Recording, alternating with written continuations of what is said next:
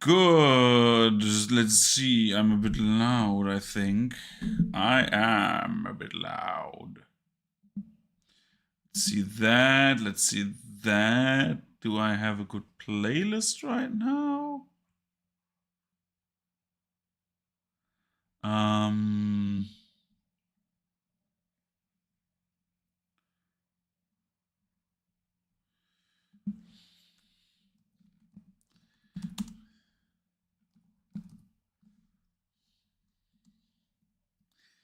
Good. Let's do chill, GEMA-freie.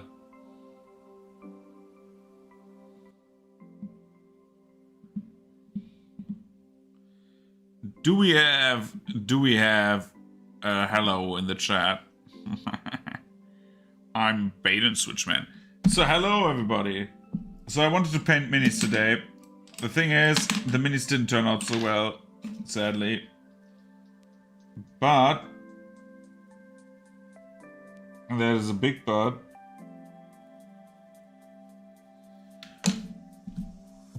I have, like, the minis are like there for the first session, and I wish I could like paint them all, but like the ship comes first. So, talking about the ship, we are building the ship parts, like the first parts together.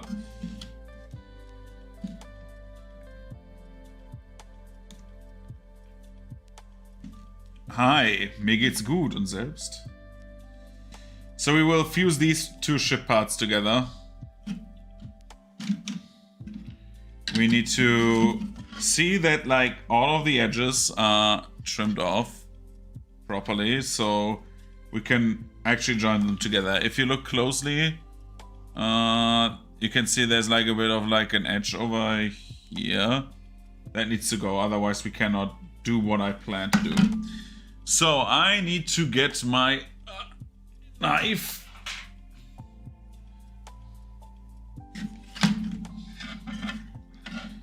Getting my knife. And now I need to trim off the edges.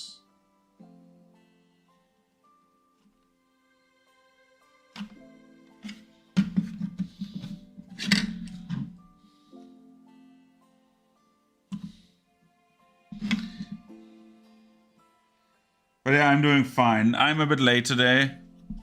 Dubai Chocolate is right next to me.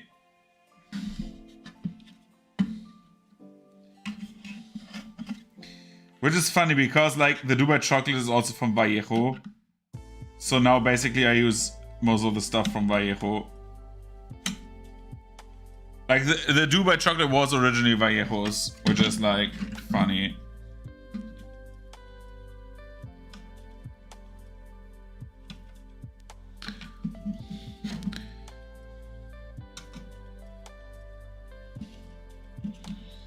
But we can go to Dubai Chocolate later, actually. I'm just looking into, like, how to do this one properly.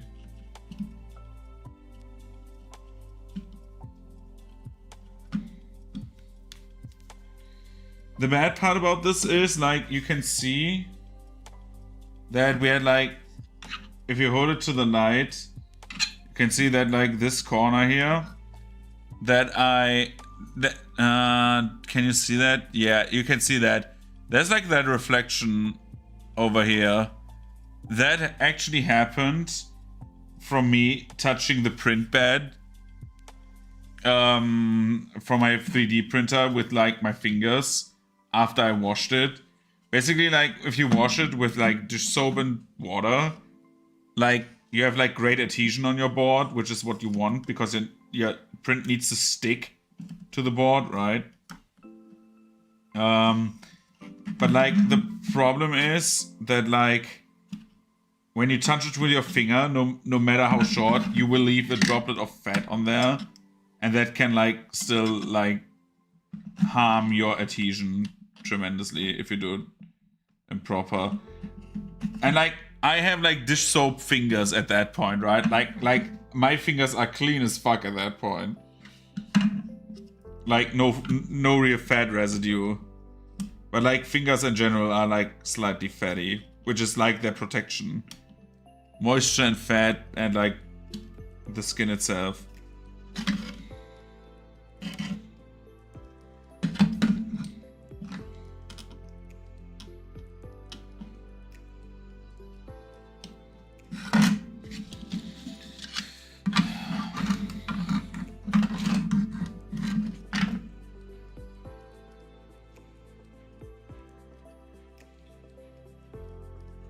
So this ship, you think maybe that the ship, right, is just this.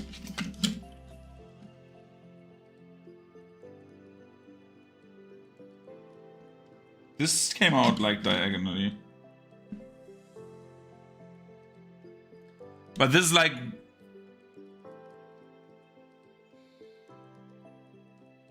You better throw it back on the DDR pad.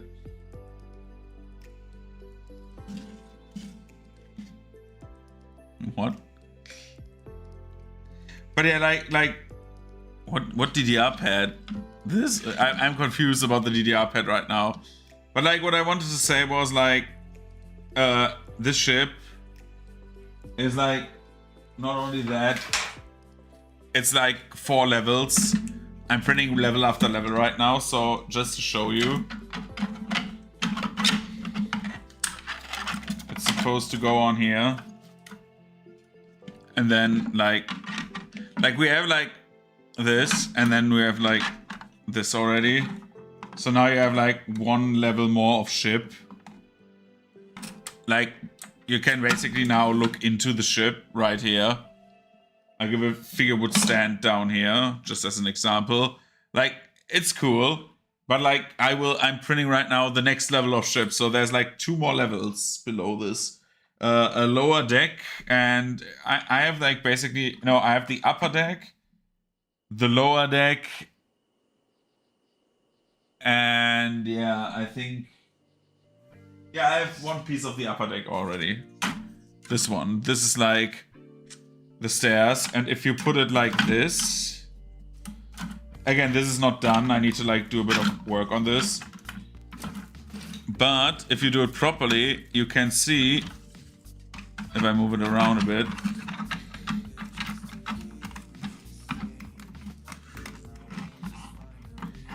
like once it's like fully assembled or rightly assembled, you actually have like stairs to the lower level, which is like great.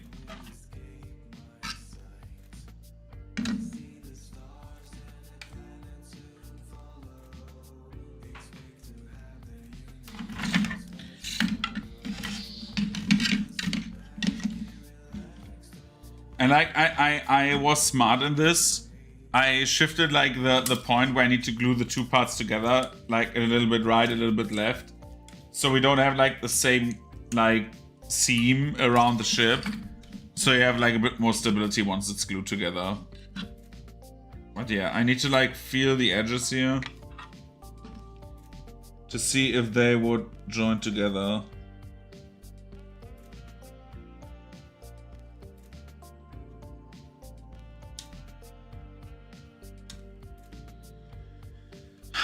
So,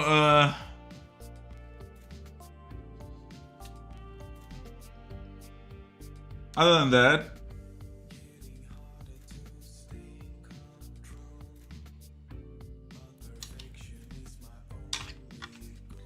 we are,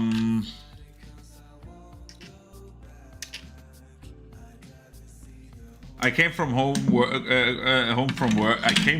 work late. Yeah, right. I came from work home late because I needed to do stuff. So I need to be very careful about this one.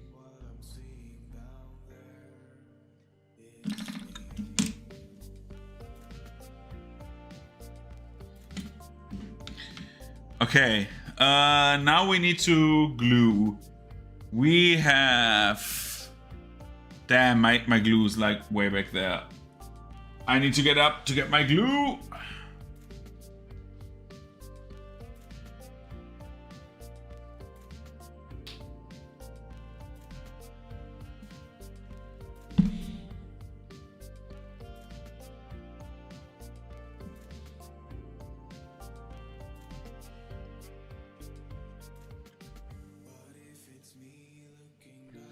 So, and I'm back with my glue.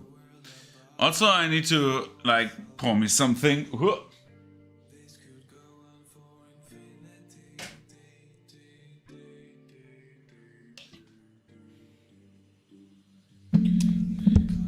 Dude, you know what I find so funny about, like, the YouTube, like, play... Jesus Christ. You know what I always find funny about, like, the YouTube playlists that are, like, copyright-free music and stuff? Dude, they would fuck over with those lists everyone by, like, just including one song that is not copyrighted. Like, fuck monetization, right?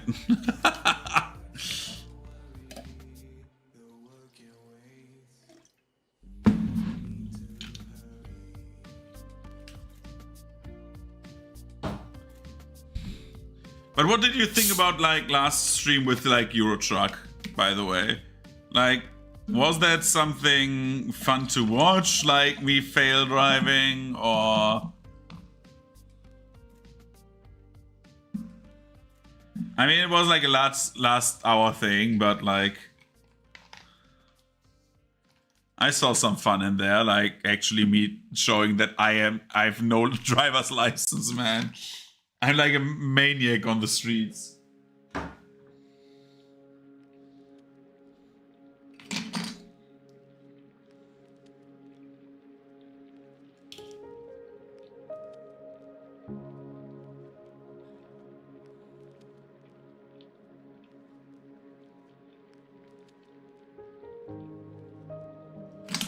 I need to see something.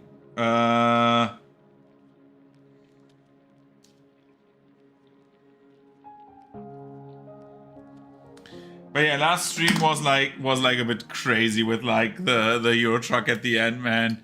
I became, like, a bit drunk, TBH, because, like, me drinking every time I do a driving mistake, dude, it makes you realize how horrible I am at, like, driving. So we're taking the glue, we're putting that shit part away, and, like, spreading the glue right here. The white. Dude, there was, like, that show, Art Attack, and, like, it's like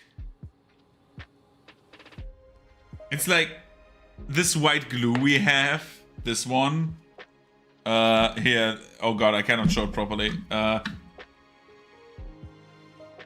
Like this one. This is like, yeah, the bottle is like semi-old. It's like, basically since I moved here as old. But, like, it's like the infamous Weißer Bastelkleber. Like, everyone in Germany who watched Art Attack and did not know what that shit was, it's like this shit. It's like a more like a thickish, like, glue.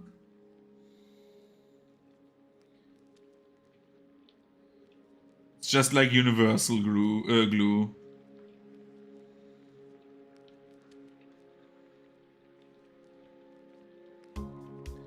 Sorry for you not seeing so much right now, because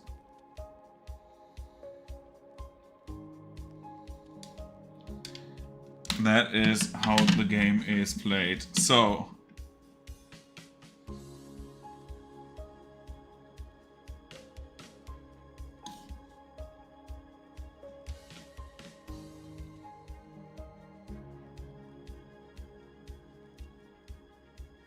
oh god, oh god, oh god, oh god, oh god. Everything is glue now.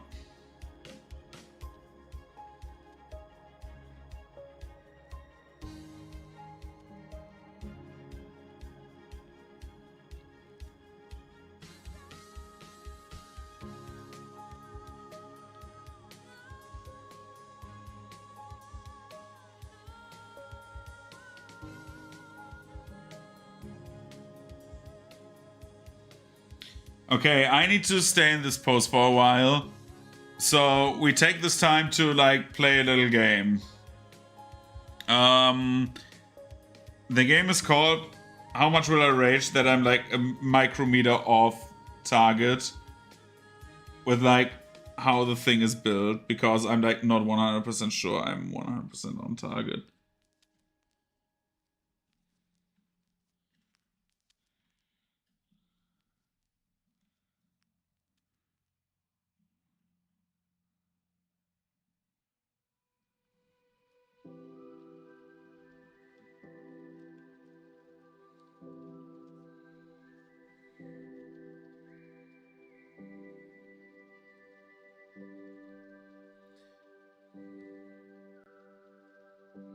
You know what would be great if I thought about it? My fucking clams that I have.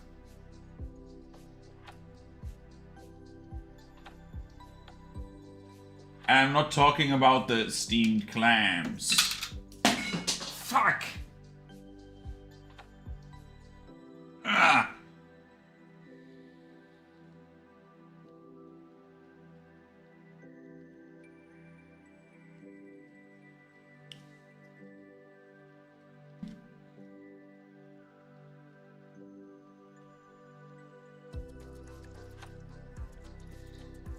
You know what we're doing?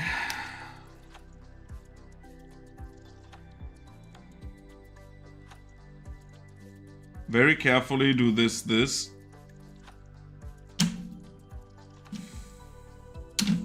I thought this would work. Okay. Then I have another idea.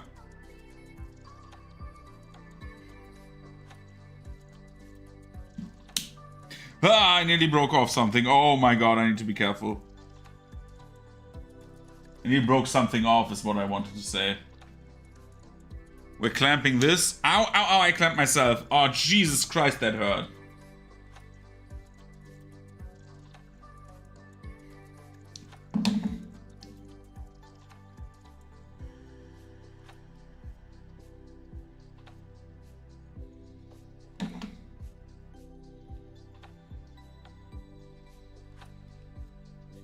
If I knew where my other big clamp was.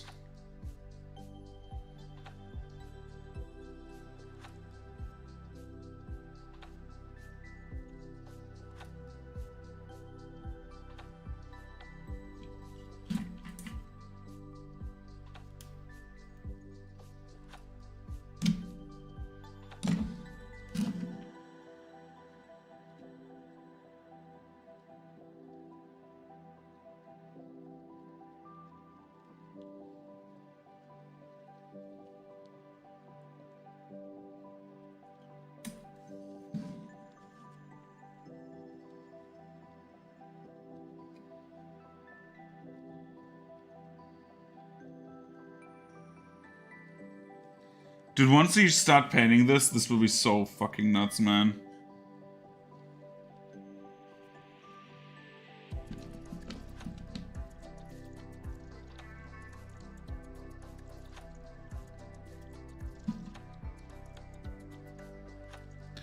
So anyway, what can we talk about? What do we want to talk about?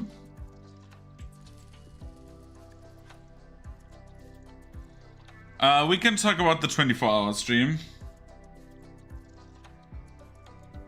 I'm going to schedule a bit more, but I have an idea what to do. We are doing basically, what we're going to do is we will be playing all the Souls-likes we began. So we are doing The Surge and Neo. I think we will start with Neo 1. Because The Surge, I don't know how far I'm into it, and that one has DLC. Neo, I think, does not.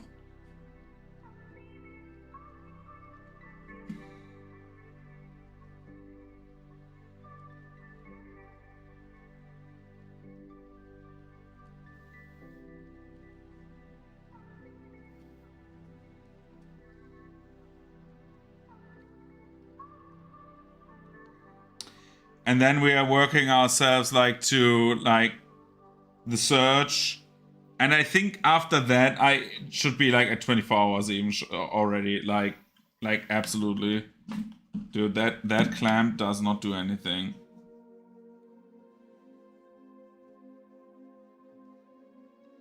Let's get out the big boy.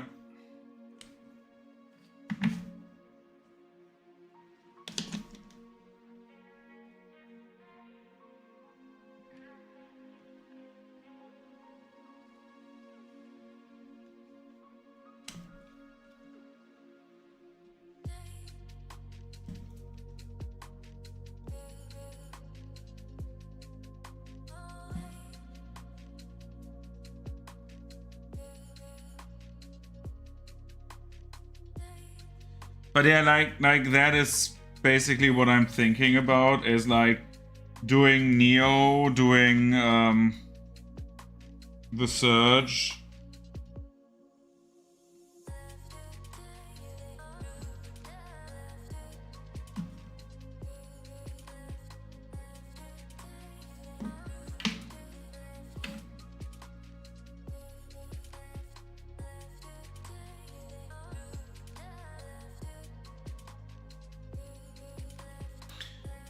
And then we go to DS1 with the knife run. I think the knife run takes even like the shortest, even if it takes like 5 hours or 6 hours. But I know the bosses, that's the benefit of that.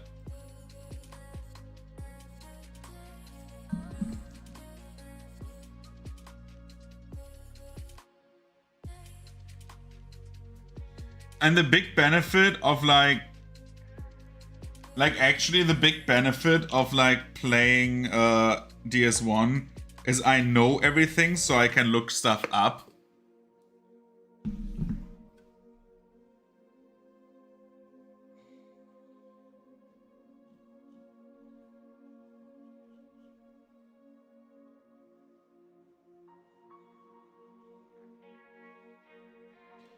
And I get my starting weapon, like the best weapon I can use as a starting weapon.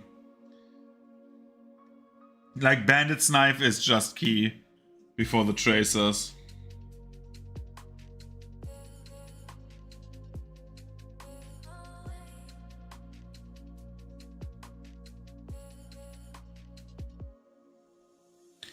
And I think there will be only 2 hard bosses. Simone Ornstein and Four Kings, I think, are the only hard bosses. Like, these were like the hardest boss on my shield run, and that will be probably like the hardest boss on the dagger run because of damage. Both are like so much easier if you have high damage.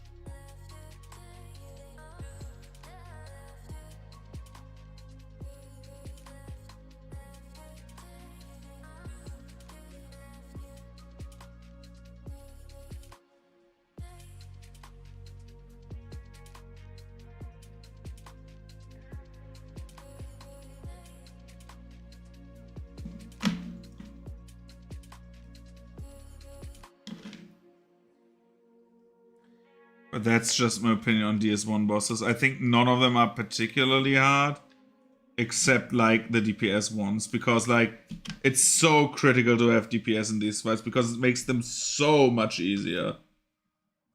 It's not about like comfort, but like some runs are like stop at the Four Kings.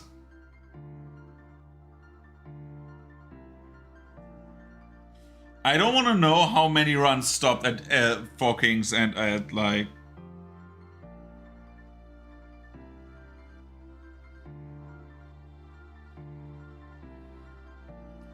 Like Four Kings and Simone Ornstein are like the big roadblocks in like DS1.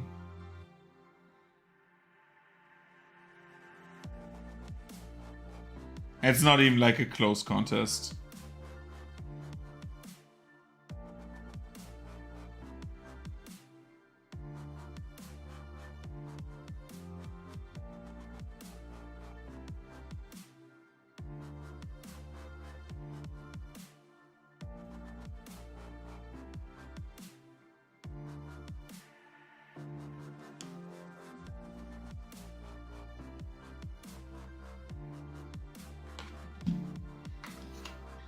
I have a super solution for this problem over there. I hope it works.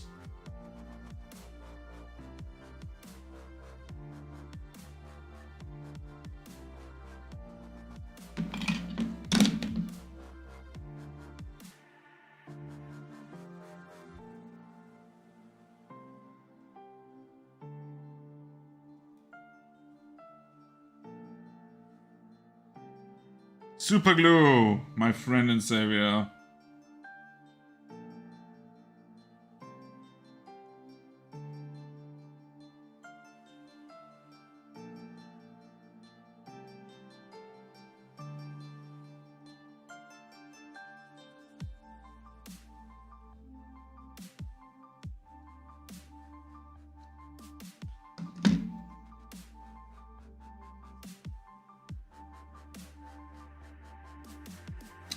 The problem is the ship tries to push itself apart because like somehow the mast in the middle got like printed diagonally a bit.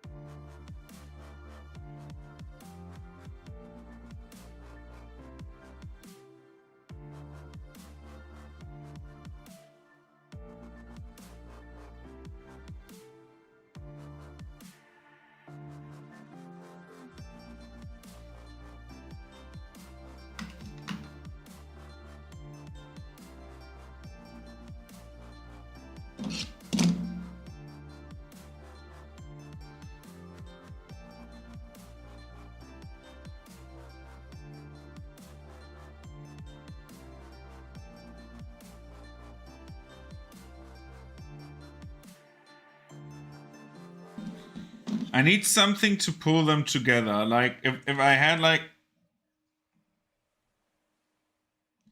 the power to get them together, but no.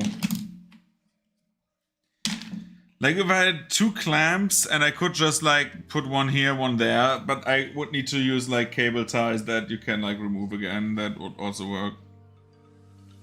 On normal cable ties as well.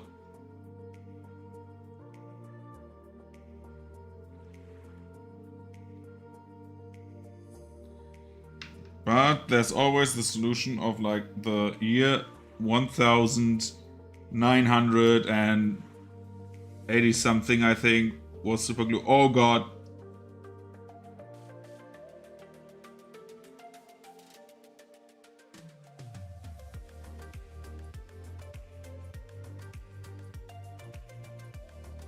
Super glue like 4 or 5 spots and just like let the magic work.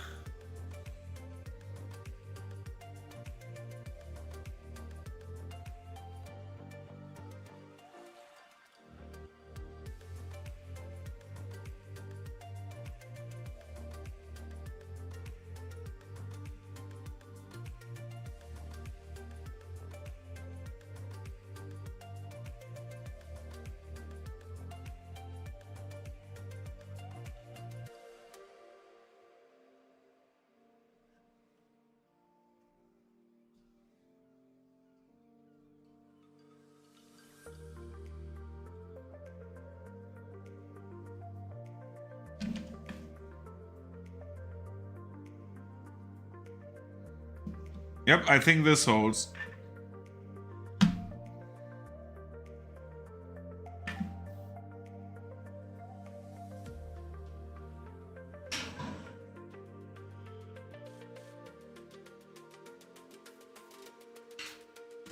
Now we do the same with the hold.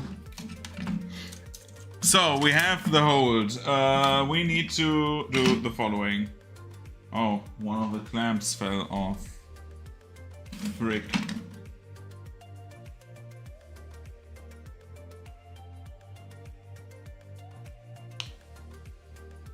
Steamed clams. That's what I call hamburgers. You call hamburgers steamed hams. Yes. It's a regional dialect.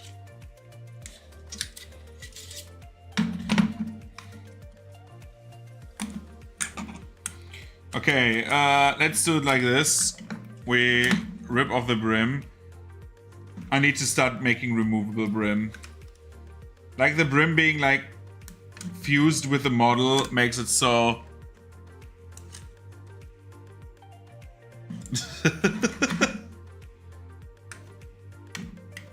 No, not from Utica. It's an Albany expression.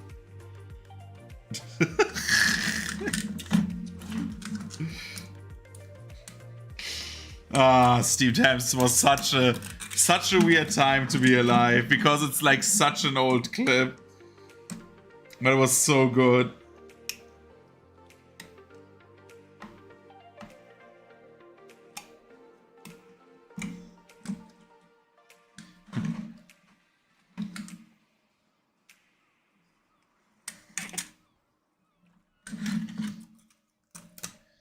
Like it's so funny that like you could do so many translations for like Steam terms in German, and they picked like, instead of like anything, they said, yeah, the pun is still the same. So like, instead of like gedämpfte Muscheln, which is like clams, Muscheln are like well, clams in theory. They're one word for clams. They pick like they pick like, instead of ham they say Huscheln, which is a made-up word, which makes this dialogue so bizarre. But like, I also said, okay, how about you, instead of like clams, you take fish. So you have gedämpfter fish, right? So steamed fish. And then like, it's still like a stretch, but like, to go, instead of like fish, you go with like frisch, so fresh, because like the meat is like fresh meat, you know, and like that makes at least more sense, at least like a bit more sense than like making up a new word. But that's just my very subjective opinion, because I'm smart and know that. I need to rip off the stuff from the ship. But yeah. So anyway, I came home late from work. Home late from work.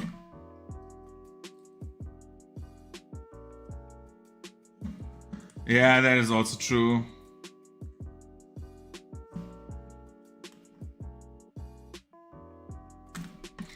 I just remember distinctly that the German translation of like Batman the animated series in the 2000s, in the early 2000s, when I was a wee lad, was like doing when it got translated, they always called Batman rarely Batman, but like most of the time they called him the Fledermaus,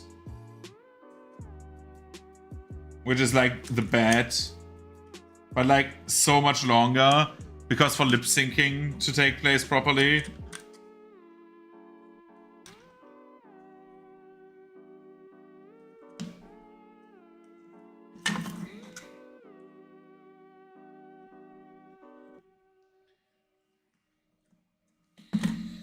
But you know what like something that like shows how impressionable you are as a kid? Do you have like the situation where like as a kid or like as a youth you watch like advertisements and you like have them still like sometimes going through your head, like some poignant advertisements?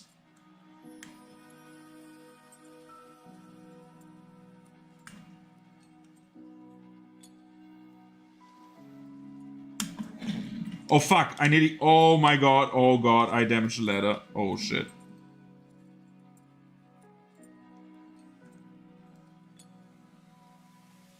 Yeah, I mean, besides the Rügenwalder guy. Rügenwalder is like a meme in itself, but like, for example, I remember like actual advertisements.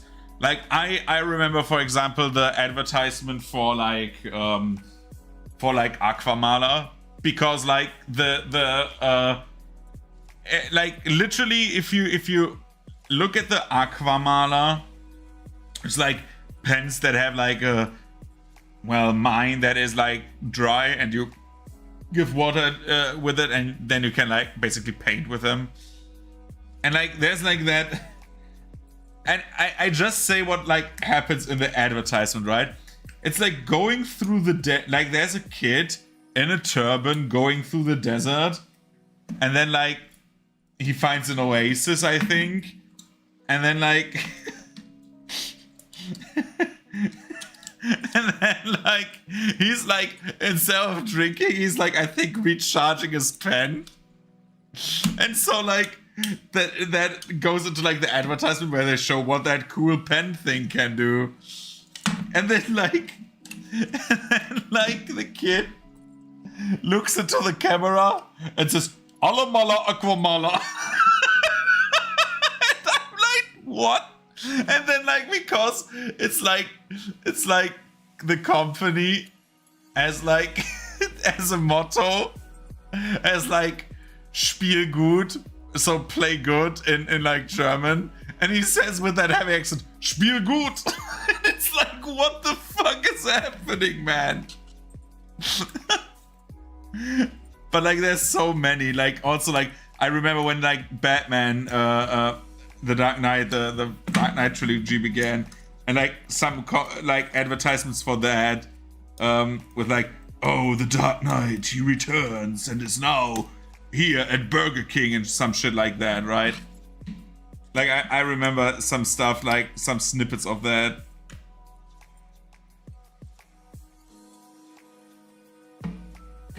Like, basically, like, memory.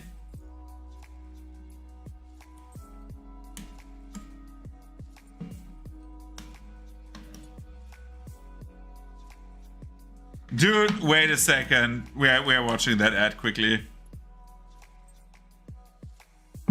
Dude, it's so fucking funny. Browser.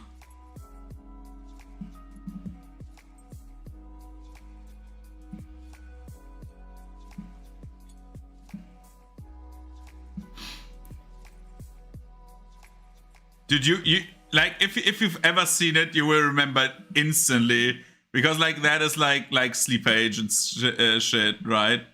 YouTube. Okay, let's see.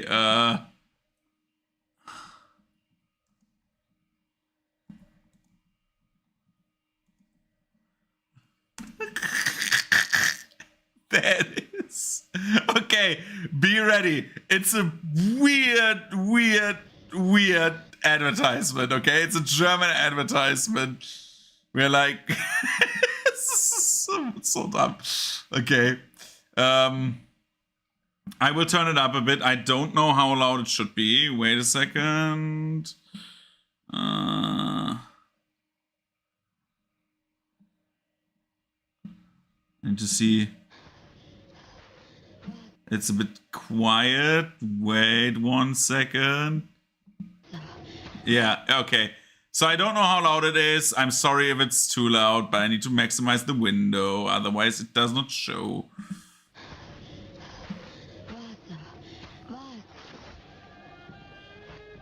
Wasser. Endlich! Wasser für den neuen Aquamaler. Die sind immer frisch.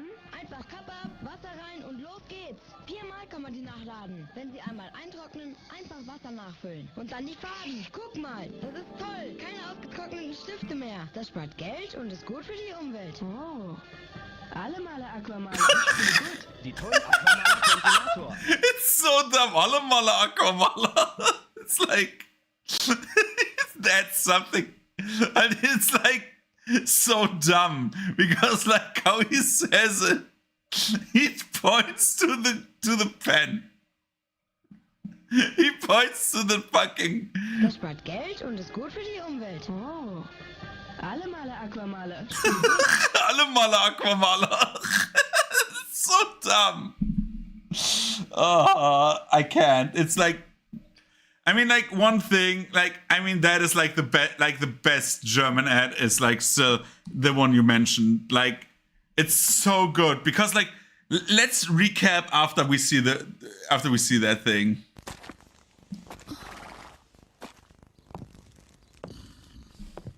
Wer ist das? Ja, bitte. Rügenwalder. Teewurst? Rügenwalder. Diese hier? Die mit der Mühle. Echt? Mit der Mühle? Natürlich. Wie viel? Alle. Er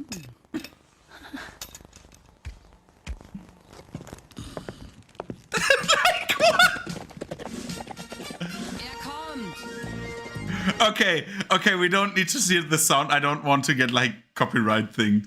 But like, dude, can we like, dude, this guy is like how I imagine a level 20 bard after the campaign who goes shopping. Look at this guy. We need to recap this. So they're like, they hear the horse and everyone, and the woman already moans. It's like, okay. She's like, oh, it's like, okay. Then he joins then he goes, this medieval guy goes into the obviously 80s store, right? He's like, look at this, like this screams 80s. This is like something my grandma had as an entryway from a terrace. And then like he just like his presence, right? Listen to this, like the he's just like growling. Wer ist das? And they're like, wer ist das? Who is this? It's the level 20 bard, my guy. And he's like, wasn't this the guy in Game of Thrones? And really? Was he in Game of Thrones? Dude, he's like a fucking legend. Look at this. And then that dialogue, never seen in any store. He just says what he wants. Rügenwald. He wants Rügenwald, all right? Teewurst? And she asks him, this woman asks him if he wants to have like Teewurst, which is the main thing Rügenwalder does, right? And he does not say yes, no, he does not say yes. He says Rügenwalder. He just says it again because that woman didn't hear anything. She just didn't realize what he wanted, and then it dawns on her, right? She's like, she's like, oh shit, right, Rügenwalder. Diese hier? And then he says this one, like, yes, the one he said like twice. Die mit der Mühle. And then the one with the mill, because that's the basically the thing for Rügenwalder. Mit der Mühle. Yeah, of course, with the mill, right? Alle. And he says just all, right? She says how many, and then all. And she's like, like, dude, that woman thirsty. Look at her. She's like, yes, all of them. He can stomach all of the Mühle. She picks everything, and then she like quivers. Listen to this, like her hair waves, and then she's like, like, wait a second. And then he just leaves. He does not pay. Then the music starts. Er kommt. And the guy is like screaming, waving, he's coming! It's like, you cannot make this shit up! You cannot make it up, man! It's so good! Like, he just goes in there, says it twice, growls like 3 times, and goes away and wins. He's a fucking chat, man. Anyway. Rügenwalder.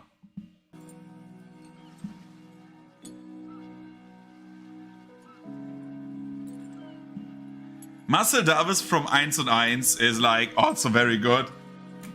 But like it's so ridiculous, like when he always says like, yeah, I besides my activities like doing this and doing that, I'm also like the guy from 1 und 1.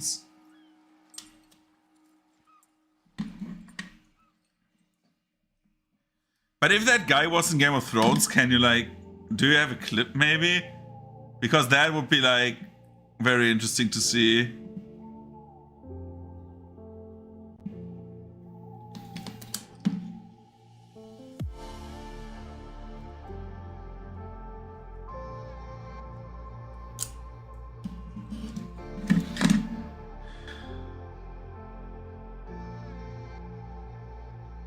One sec.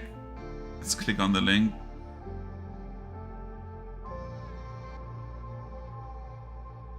Oh, it's the Reinhard Salami. Oh my god, I think I remember this. One sec, we watched that. I know this is not like a stream for that, but like old German television ads. Like again, like literally Alamala Aquamala and like this shit, man. This is my life. Hast du du eine letzte Wunsch? Ich habe einmal in Westfalen eine Salami gegessen. Die war über würzigen Buchenholz geräuchert. Reinhard. Zeit, deine neue Schuhe einzulaufen. Die Salami von Reinhard. Da kriegt sie so schnell keiner unter. Reinhard. Frisch und gut. The dude is like I can respect this man, you know? He's like, dude, if I'm gonna die, I'm going out like Popeye, right? Like, he probably knew his superpower was like surviving anything while he's under the influence of salami, right? But like, dude just said, we can do more German commercials at some point. We can do it like some during the 24-hour stream, then I'm looking for some good ones, I think.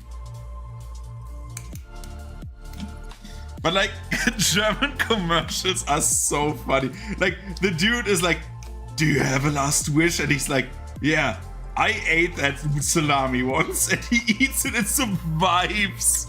He fucking survives the fucking drowning, man. Legend. Just an absolute W on that part, man.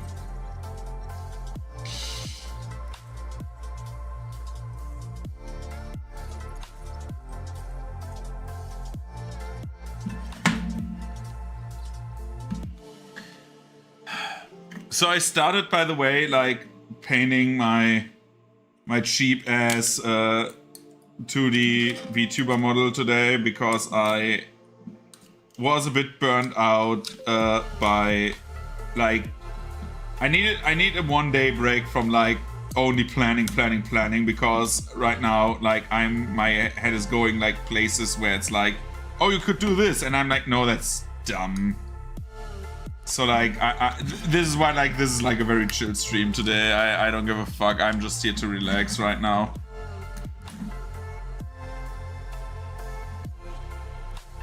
And so like the I'm like building. Yeah.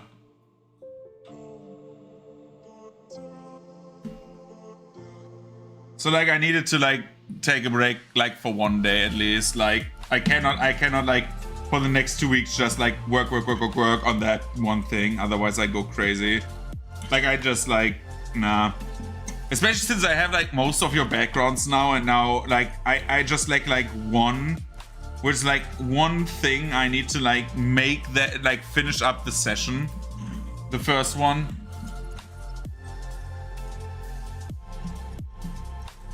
Yeah, but like no, you're like all right. It's like absolutely fine.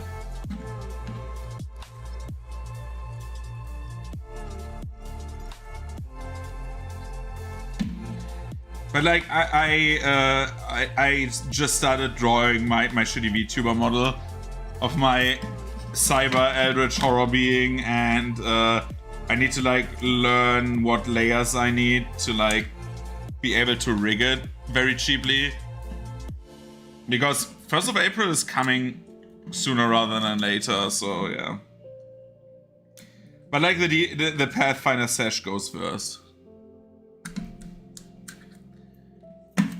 I'm not sure if I give it yaoi hands.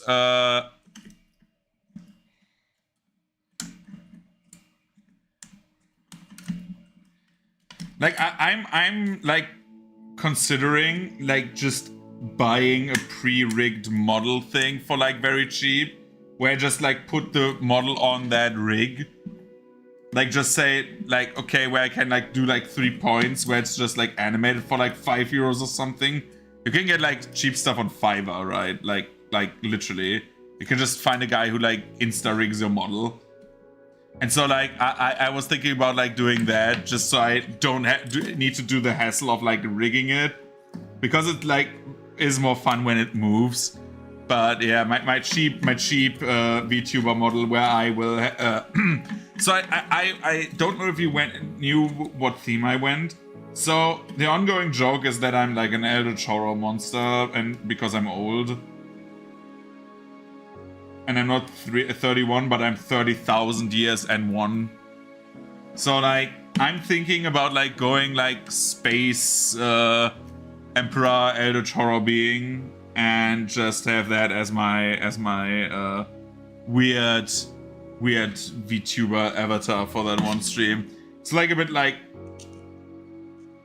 I don't know, like tech horror, like Cyber Cthulhu, more like in that direction, I think.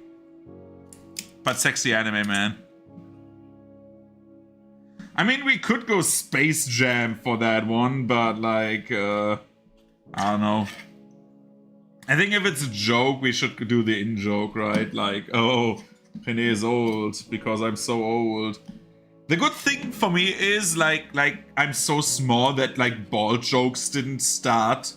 So like everyone like who will watch me in the next years will just see my receding hairline and say, well, René was always like having a receding hairline, right? Instead of like, oh, René has hair, but he is bald, and that is like the thing that is a joke, because that's always so funny with streamers when like you say just bald. But yeah.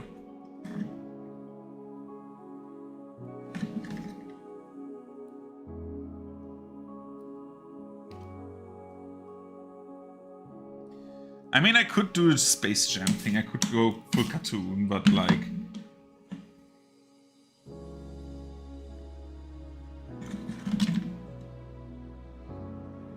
Dude, if, like, again, if I get more viewers because I just look like an anime guy instead of my real self, that will be definite proof that people think I'm ugly. Except for the one person. Sexy monster! Oh my god! Yeah!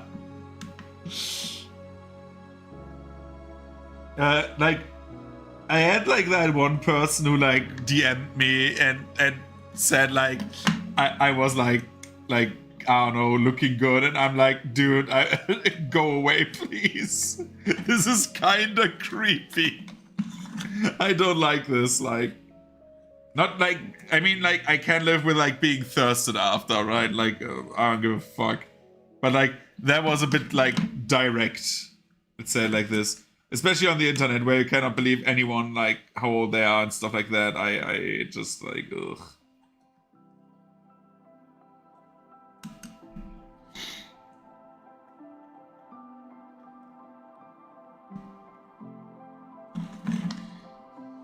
So, do I have like more? Nope.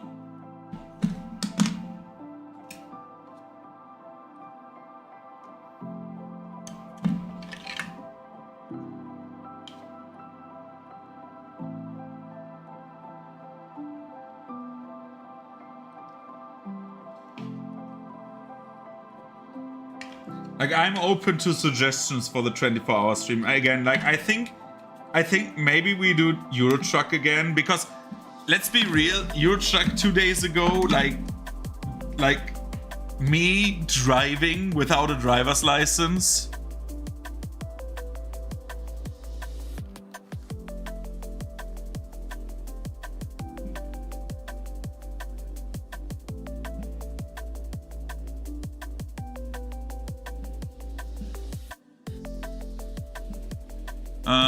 What did you say? Dude, like, the thing is, I have hobby knives. Like, I have a real hobby knife, but like, I'm not using it on like the plastic parts because they dull.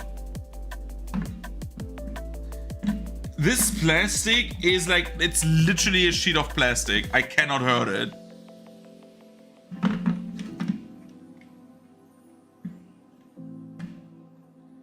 It's like, I just cut off like literally this part that is like there to like make the model stick. It's like basically thin as paper. This is like, I'm not wasting my model knife on this.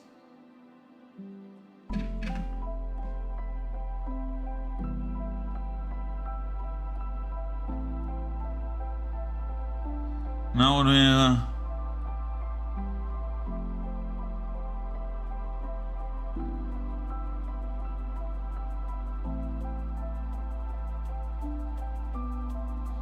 Yeah, exactly. Like, you can like do it like that as well, but yeah. Yeah, it could be like a stick, let's say, yeah, have this, have that, but like...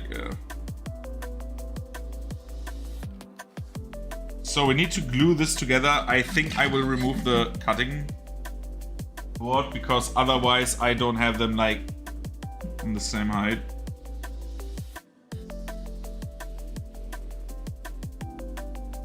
The question is, now that I have this, would this fit if I put this on there? One sec. Like, does this fit right away?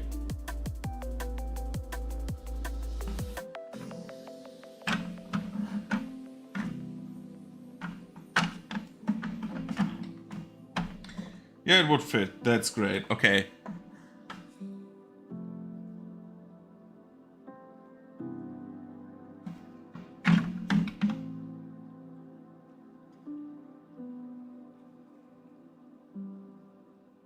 But yeah, like, what I wanted to say was, like, for the 24-hour stream, I think, like, Eurotruck yesterday, no, 2 days ago, right?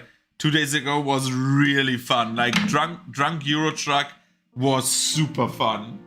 Because it was so stupid, like, drinking every time I do a driving mistake as a, like, literally non-driver. And, like... just, like, being fuck all interested in, like, driving correctly. After a while, I stopped because I don't want to die. I know it's crazy, but, like, that's not worth it. But, like, drunk driving in a simulator while you cannot fail, basically. As a non-driver, sorry, I'm, like, gluing this.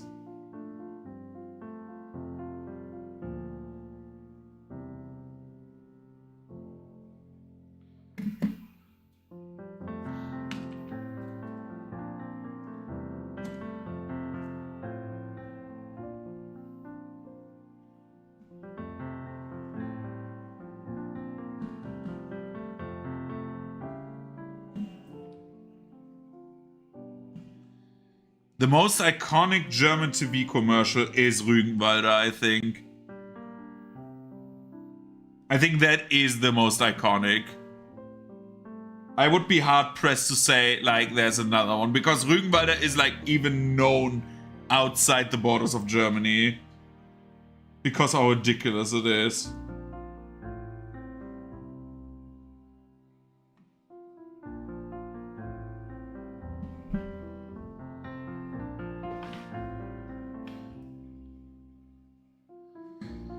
But I don't know, is there like one that is more famous than that?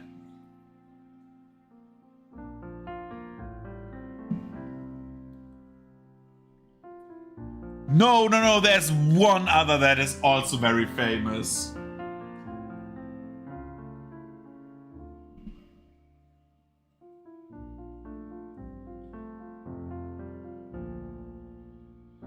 So there is like one spot by a company, I think, I don't know if they still exist, Alpha Telefonica, I think they were called. And that, like, spot was, like, they made spots about illiteracy. So, like, they had, like, different spots where people could not read. And they had, like, that saying, like, schreib dich nicht ab, lern lesen und schreiben. They said, like, basically, like, don't copy, like, learn to read and write.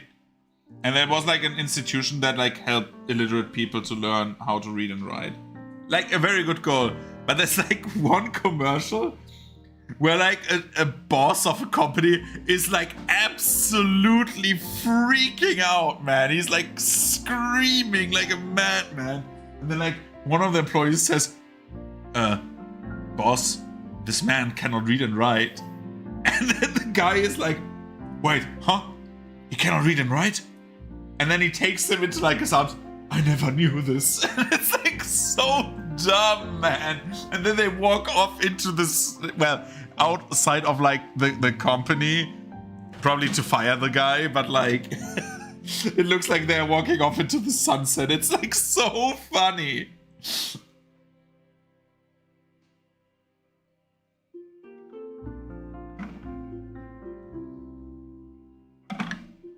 It fits!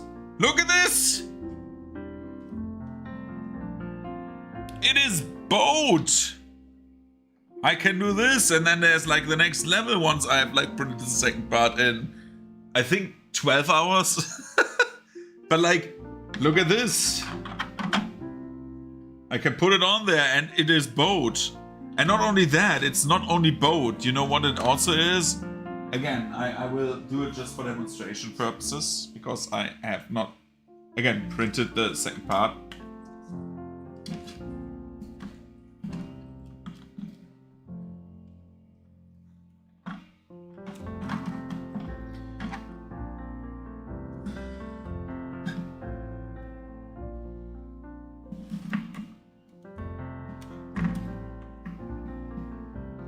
So basically, right, this has like stairs leading up to this.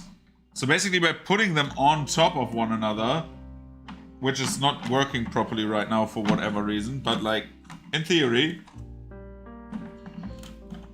like you have like connected stairs downstairs. So like someone could use the, well, from here on out, it's like 15 feet down there, or like, well, 25 feet up there, because like it's like 10, 20, 25 feet.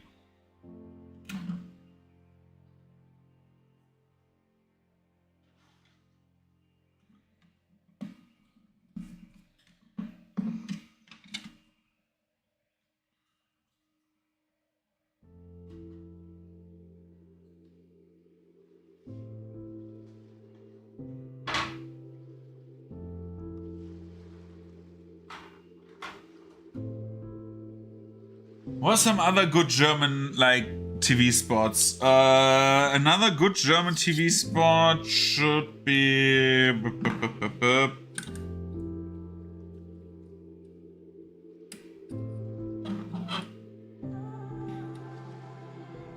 I don't know, but like right off the top of my head, I would not like find a good TV spot that I would not want to showcase at some point if we do this more often. But like, you know what is super fun? Like actually, anime openings. Like for all we copy from like the English dubs of animes, right? Like we take much of like the English dubs usually, because it's like easier to have like one guy translate into English and then like from there have everyone else translate into German, right?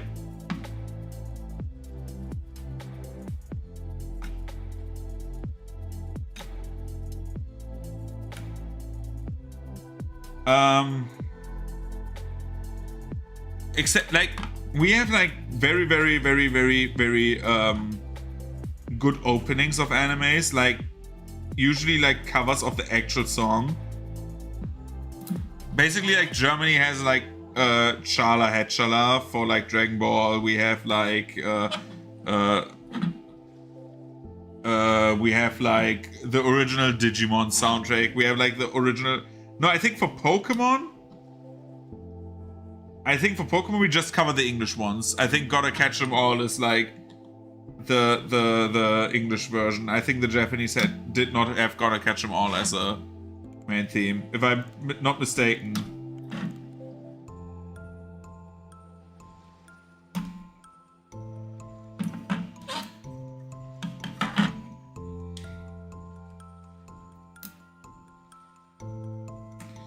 But yeah, like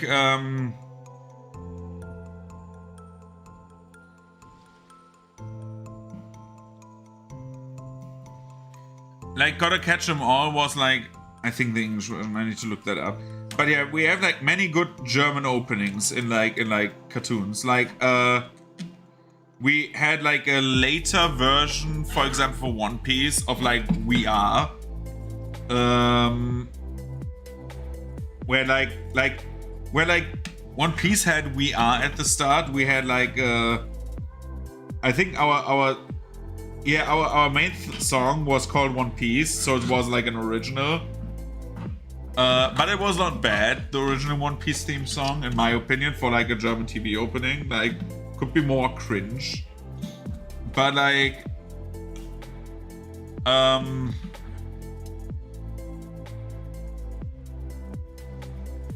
we had one anime opening which is considered the best opening for an anime that is like even beats the Japanese one. You know what like is like the which anime I'm talking about? There's one that I have literally on my Spotify playlist because it's so fucking good. And I'm like sticking to it. Give it like 10 seconds. I think I gushed about it like 2 or 3 times already. Like German original. Yeah, Sailor Moon. You're absolutely right. Sailor Moon is like, oh, dude. Yeah, Captain Future like is also a standout, but like Sailor Moon is even deemed upon like Sailor Moon fans. They say the German version is like the best because like in all honesty, it's just straight up EDM. It's like so good. It doesn't have like many lyrics, but like it's very, very good. But yeah, like Captain Future also was very, very good. But other than that, we dubbed usually like Japanese versions and like made German lyrics because I think it like had like like Japanese and German have like a similar song flow.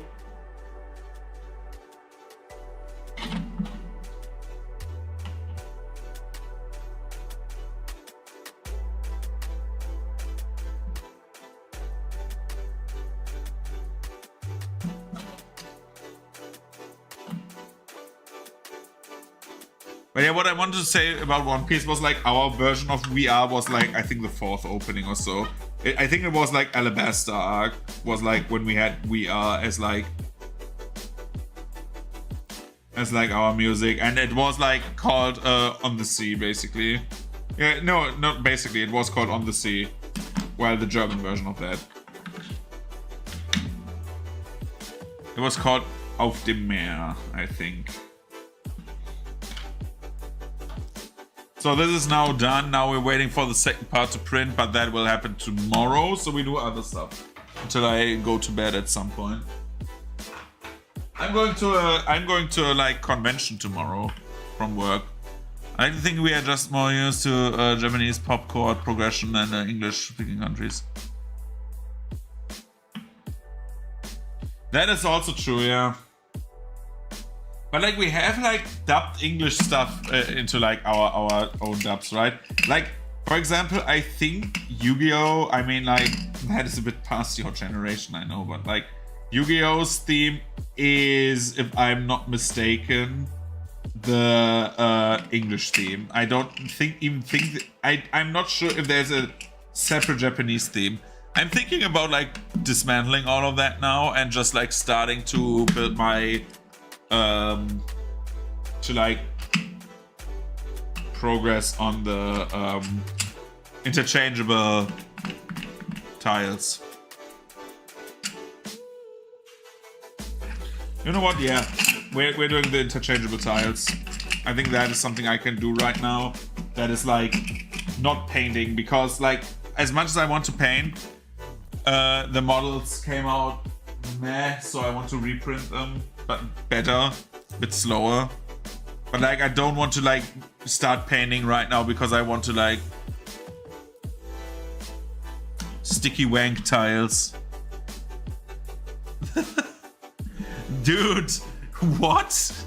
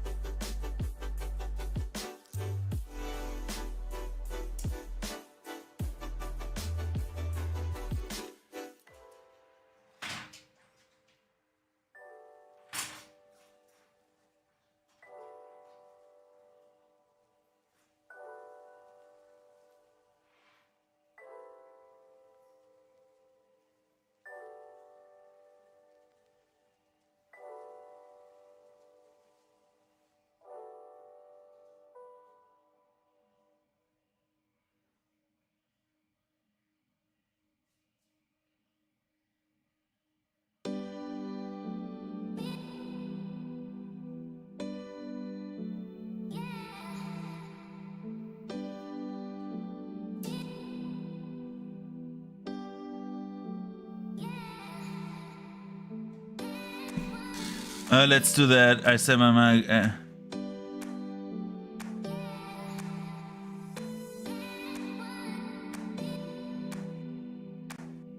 They're not glued. These are not glued. Like they have resin on them. It's like a water resin.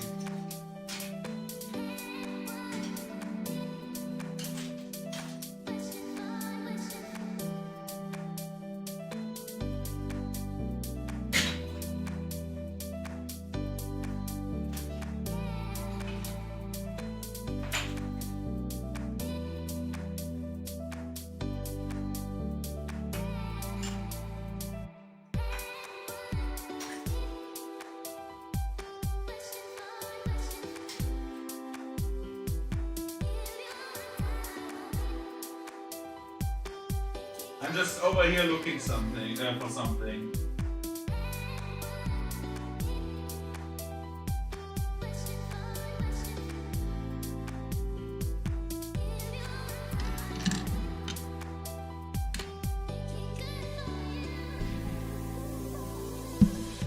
But still, they are not like glued. They are like, there's like a water resin on them. And I need to like look for my stencil. Where did I put my stencil? Huh? Where's my gluing stencil?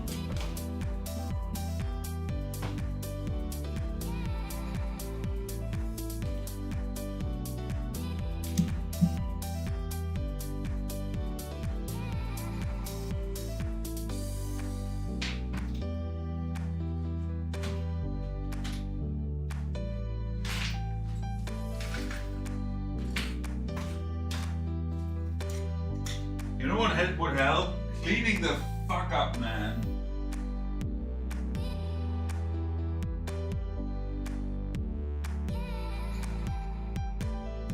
I had like two 2x2 gluing stencils. And I see my 1x1, I see my 2x1s, and you see everything except for my 2x2. And I had two of them. Where the fuck did it go?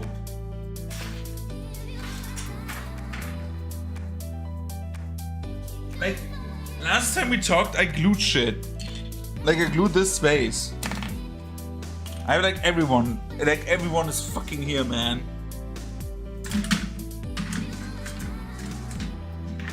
Except for my 2x2 gluing stencil. Well, that's bad. Okay, I will sit down, relax, and think about where it could be.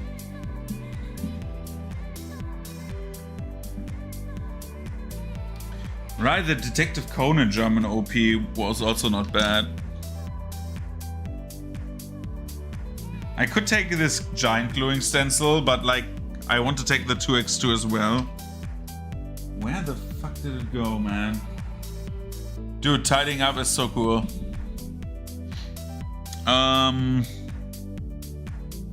Well, shit. I don't know where it is, so fuck it.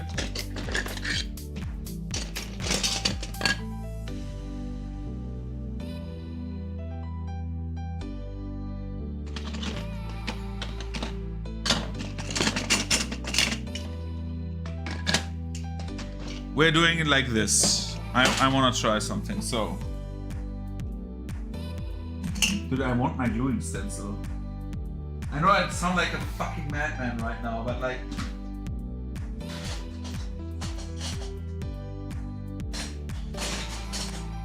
Why make this harder than it could be when it could be easy?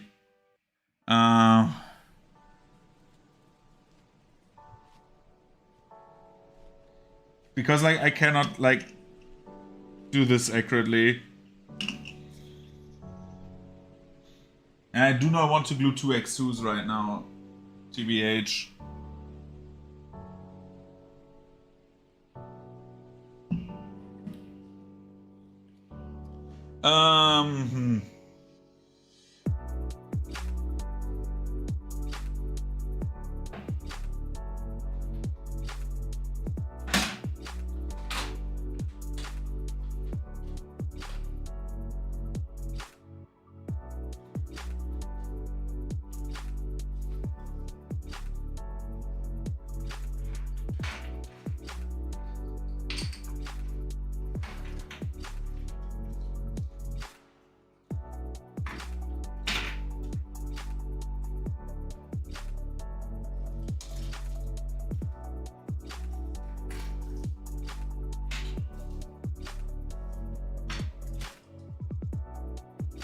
We can try something at least. Until I find my glowing stencil.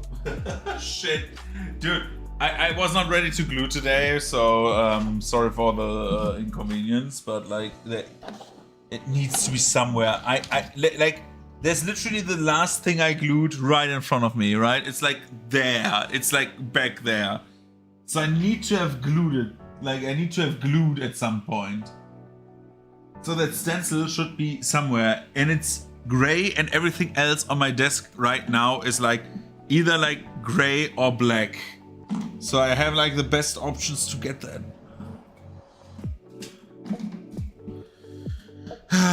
Okay, let's try it like this then. Because my 3x3 is also not here. I just see that. I want to test something. So this is a wall. We will glue that wall. So we're stenciling, like, that's all there is to it. Like, donezo. One like this. It's not Dubai. This is not Dubai chocolate. This is like literally like not Dubai chocolate. We're still like we're gluing this like that, and then we can. So we need my super glue.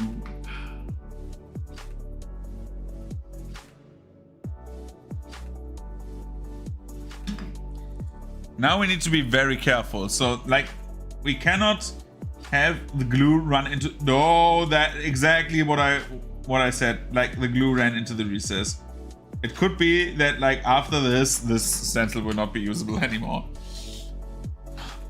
That was just to show you how it's not done.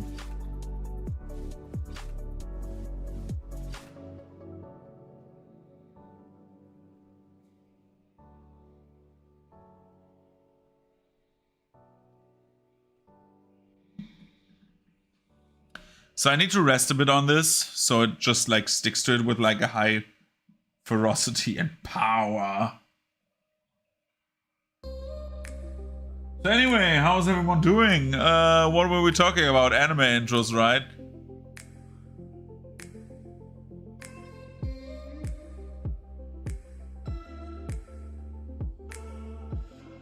By the way, what do you have against like the temperature in my living room? Is it really that much too hot?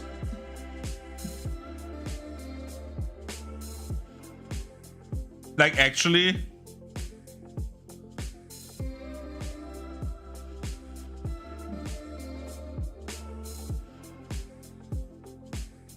Okay, because you mean like summer temp in my living room. Because I was like a bit confused about that. Because if it's like too hot or too cold, I can like turn up or turn it down. It's just like how I like it to have it like in my living room, you know.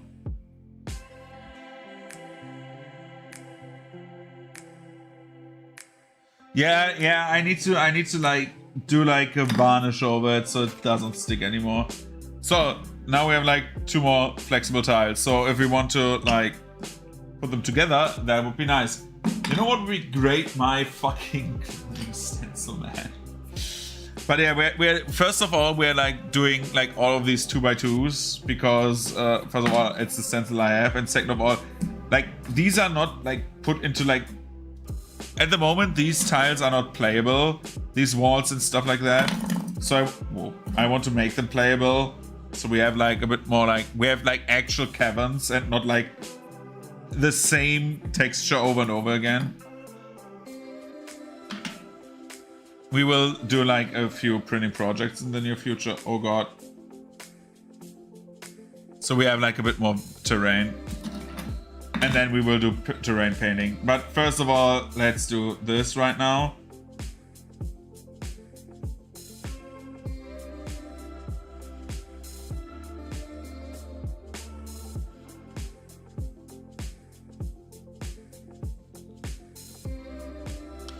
And then like once we are done with like this terrain set and the start of the campaign, we are like good to go with like printing more terrain.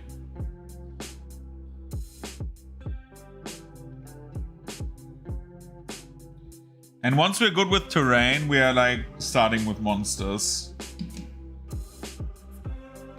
I will just take probably the monster core and start printing.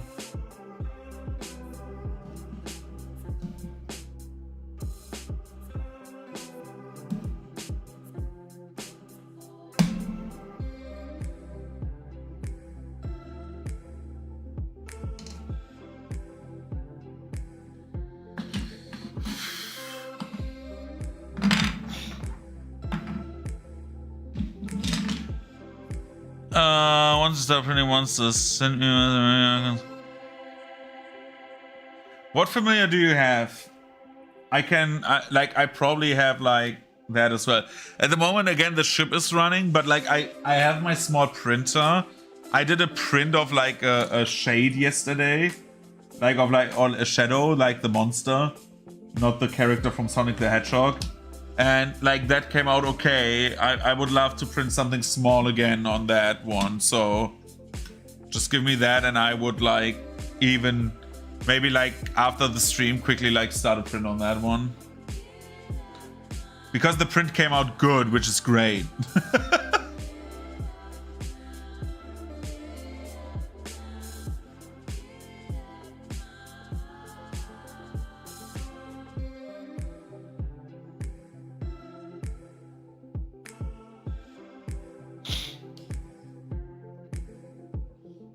But yeah, I talking about like a character, don't know.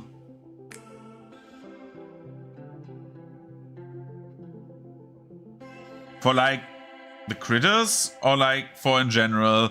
Because like you can like take a familiar you want, right? Like just name me a small animal and I will do my thing.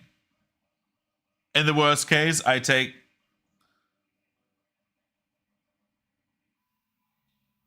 Thingiverse. I think it's like usually Thingiverse all over the internet. Wait a second.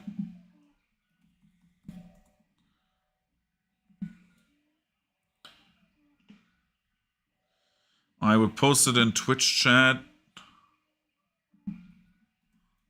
Just like name me something I can like downscale in my printer program. And like in the worst case, if you have like something special I don't find a blueprint for, which is not bad, then I will just take something from the internet, downsize it to a smaller base, and like literally glue it onto the base. It's like no problem at all. I just need to know what you want, like as your familiar thing. Yeah, I want to like.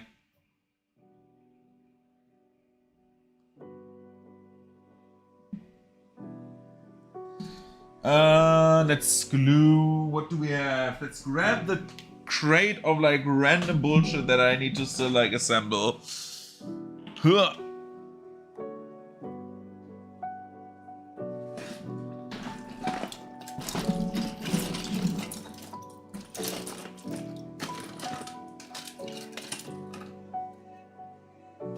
Like the fun part is like my first terrain set was printed by a friend of mine, which is like a purple set. I have that still, which is like used with connectors instead of magnets.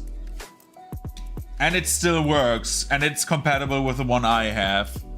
So in theory, I could just use these as well, because these are more like dungeon stone tiles. But like, I actually do not, like, I love them. And they have like the thing that like Brute Force is like always wanting, the separate walls.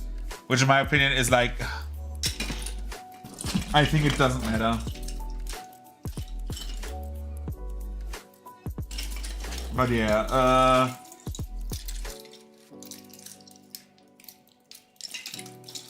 Did I mention I have like a bunch of like cavern tiles because I wanted cavern tiles?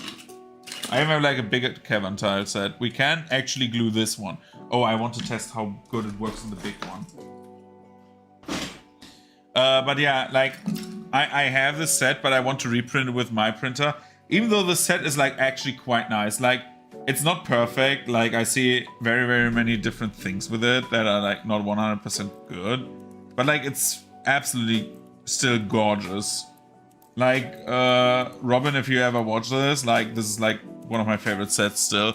I rarely use it, but like I could use it more again.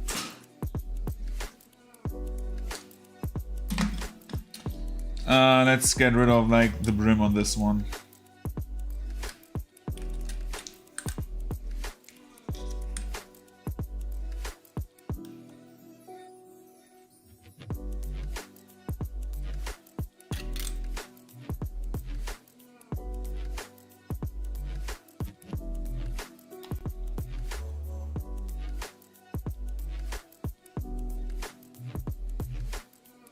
I'm thinking about getting my next 3D printer, and when I get it, if I buy a pre-assembled Prusa one. I heard the pre-assembled ones usually are very good because they do like the pre-testing for it.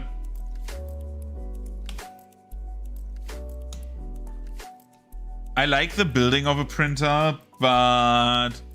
And I do not know if I would love to like pay 1,500 euros instead of like 1,000. Like, just so it's like pre-assembled. But like, in hindsight, I will save so much headache if I pay more money. But that is like something I'm considering. I don't know. Could be that I will build my own printer again. But then I will probably need to like think about desk management. And before I do this, I will go and get like a stone slab first for my table. But I thought about like, you know that corner in my living room that's like not used right next to like where my small printer stands on?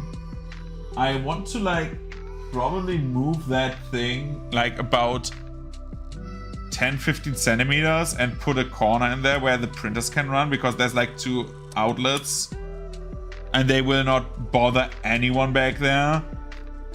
And if they for some reason should catch fire, they catch fire in like the furthest corner of like my room where nothing like horrible can happen, which is not like, again, there's no, I think there's no Prusa printer that has like caught on fire like through a malfunction that could not have been prevented. Let's say it like this. Like, most printers that catch fire are like usually the ones that are like very badly cared for. And if it like I do one thing, usually I care for my printers. Like, I do regular maintenance on them. Like, I like at least like once every 2 months I just like try to like grease up, clean, like see if the belts are alright. Because you see like print errors like on the ship. That will happen after a while, and then you need to just like do a bit of readjustment, especially if your printer's running for as long as mine do. So we're doing the big one now.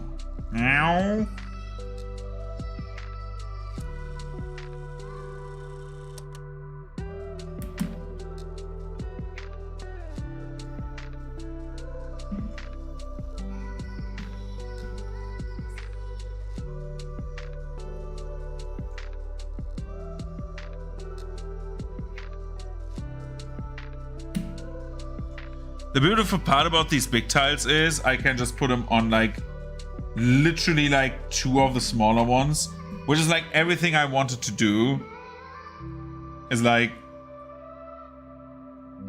mixing like the big and the small parts if I want to.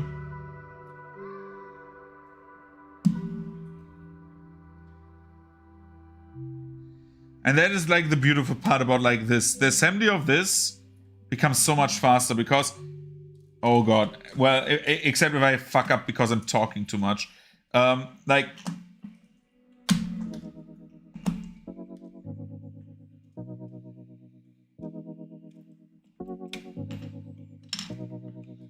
whoa.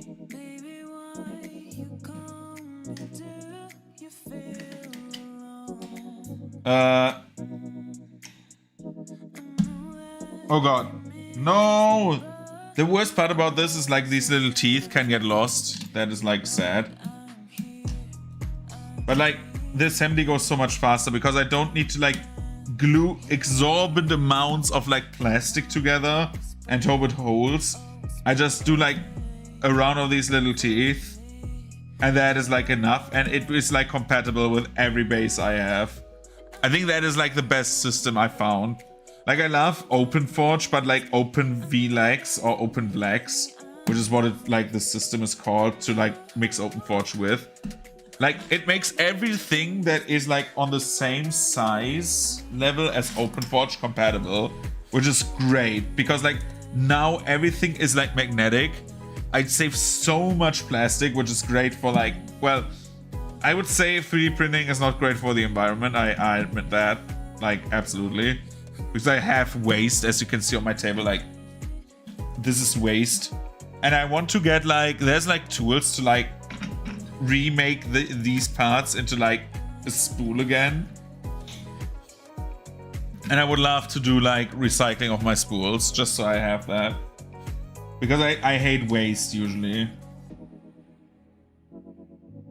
But yeah, for example, that is also one thing I do not like about my separate 3D printer. I need to have those brims because my adhesion on my 3D printer, on my new one, sucked from the very get-go. It was like okay at best. But there's like one spot of the bed that is like not in line with everything else, where the model always lifts off. And it's like from your point of view, it's like that corner, like if you would look at the print. No, it's like that corner, sorry, that one. More closer to like the bottom.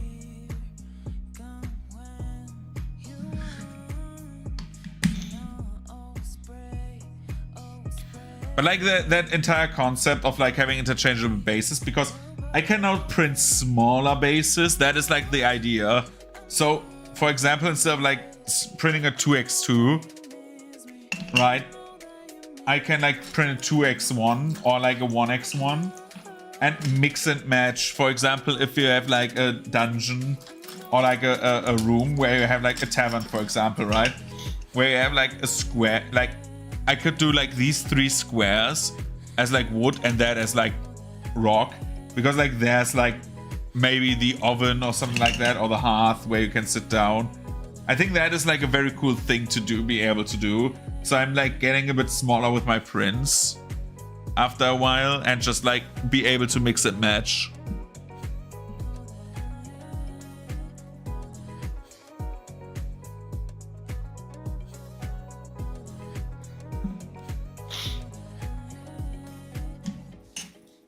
Saves me a headache by building maps, by the way, like a lot, because I can just say, oh yeah, this is like a freaky map, have fun.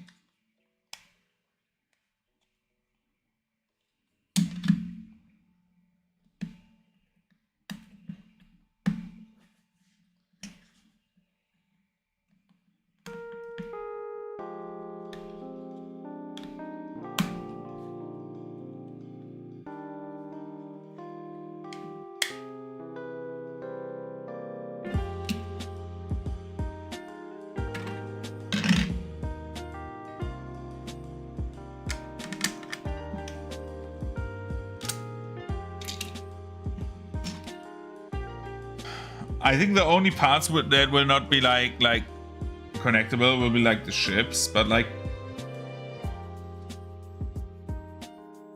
the ship is like something different, but the ship will have like something else. Again, like that is something I'm so sad about. There's like so many like OpenForge compatible docks, right? But like the docks don't have like squares on them, like not even indicators. So for example, just as an example, if this was water and not cave ground, you see that like one of these docks is like 3 spaces. So it's like a 3x2. And like I have like 6 of them, I think. So you have like a bunch of like docks, which is okay. Again, not a deal breaker. But like you would need something under it to see like where the spaces are. Which is not that bad. It's like workable, but like I wish it had like an indicator of like, oh yeah, 2 planks or 3 planks are 1 space, because it's like these 2.5 are 1 space, I think. No, the first 2, I think, well, a bit more than the first 2 are like the first space. The middle 4 are like the second space, and the last 2 are like the second space, the third space. It's like a bit weird, But like, I think we are adults and can like figure this out.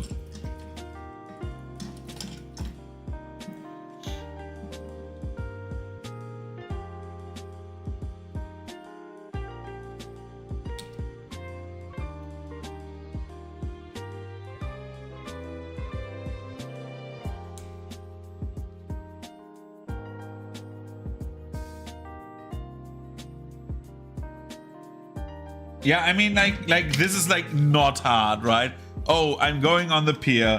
Okay, it stands literally on a base. Like, it stands literally on top of that. And you say, okay, I want to go 3 spaces. 1, 2, 3. You'd like look at the side of that thing because you can't see the space under it, right?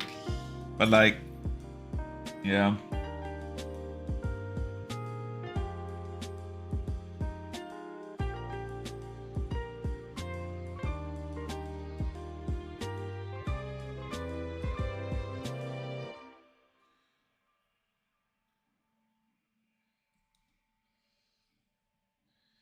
I fucked up about the rules, by the way. Like in general, like one thing.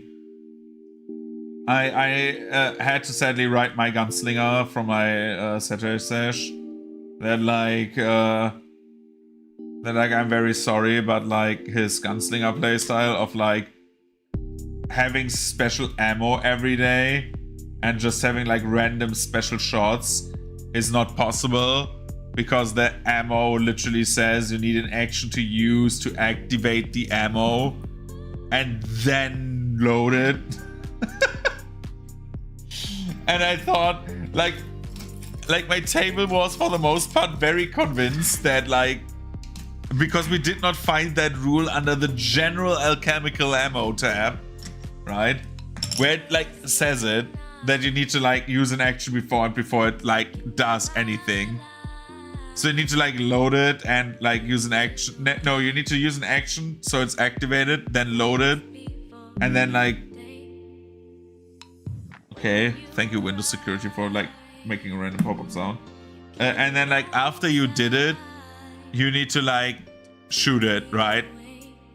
Because like alchemical ammo says like literally if you go to the side, yeah, it has an activation thing and then it's activated. And I was like, oh, dude, that is such a bummer. But I understand why it is the way it is. Because later alchemical shots are really, really good. Exactly. So like the I will pick it. I will just open up the page because that was like something, because I'm building a gunslinger for like. Regosh is playing on Sunday like a wants to play a one shot, and he wanted to have like level 1 characters, and I was like building a sniper and said, well, I take alchemical shot. So I was reading like the rules for the alchemical ammo, of course, right?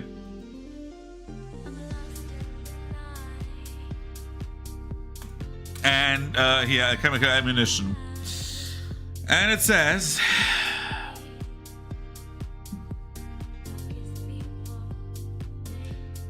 These magic items are ammunition for ranged weapons. Each item set box includes the ammunition entry, can be crafted, blah, blah, blah, blah. When using magic ammunition, you use range? No, regardless. No.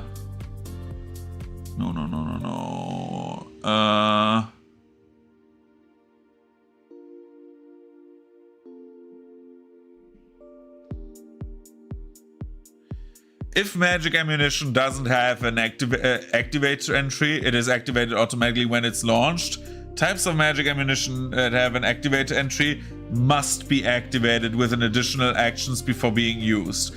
Once you activated the ammunition, you must shoot it before the end of your turn, otherwise it is deactivated, but isn't consumed. And you must activate it again before you can use it. If you shoot the ammunition without activating it first, it functions as a normal non-magical ammunition and is still consumed. The action required to activate the ammunition doesn't alter how many actions it takes to be reloaded. For example, you could activate a beacon shot arrow by launching it with one by touching it with one action. Then draw and shoot the arrow as part of the strike as normal. For a beacon shot bolt, you could activate, load it into a crossbow, and then shoot it, or load it into the crossbow, then activate, then shoot it. So that is like the activate ammunition thing. And if you go to alchemical ammunition and go, for example, to like Bane ammunition lesser, it says like as a first thing, activate interact. So yeah.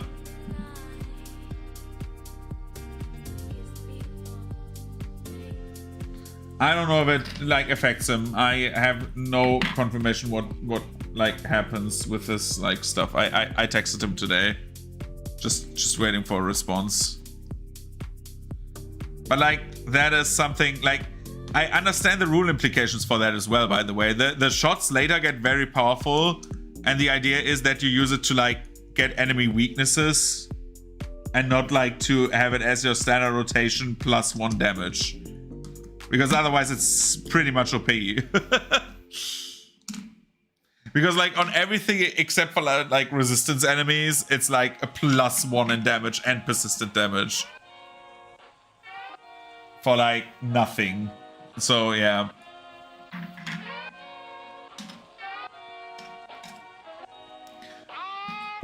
So like for a sniper, this is like very, very okay, because the sniper will do like basically if he like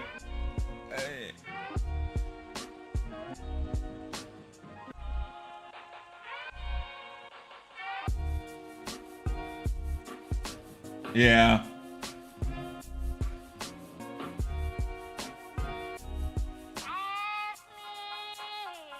For example, like I would like I have like the cover reload, right, where you take cover and reload as a sniper.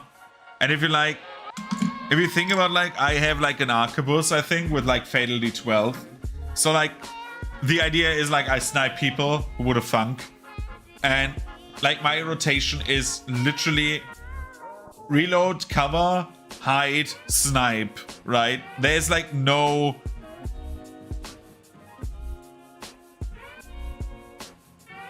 yeah, exactly. Like on level 1, it's like still like you take the cover, you shoot, right? Like and ideally hide for the -2 on like the armor. That's like their rotation, which is fine. Like I think the cover shot allows you to hide even, so you can like take cover shot and like hide, like the reload. I mean the hiding reload. You hide and then you just shoot, and then you could think about putting like special ammo in or move, but like. In all seriousness, I think like stylistically cover fire, where you have like the where you can like attack the enemy, or like no, it's like suppressive fire, I think it's what it's called, where you attack the enemy and say, okay, he either gets like a bonus, or like you get like they get like -2 hit next turn. Is like a bit like more thematic, but I do not know. Like the level 1 abilities for Gunslinger, even with alchemical thing, is like okay at best. Like a Gunslinger's kit is not designed around like crazy antics. It's like a very, very, very simplistic ranged striker build, right? Well, I say that at low levels. Like, the higher you get, the more options you get, right? Like, Gunslinger can have, like, pretty cool options, in theory. Like, especially, like, with running reload, you have, like, way more mobility. You can, like, with like, the supporting shot, like, that is, like, always a good choice to take. Like, in theory, you have ways of, like, making the Gunslinger very interesting. You can make him boring, that's like the thing, but that's the same stuff with Fighter. You can make the Fighter very boring and like, wow, and then you sit there and say, I have played this, I have big numbers, that's my class gimmick. Which is boring.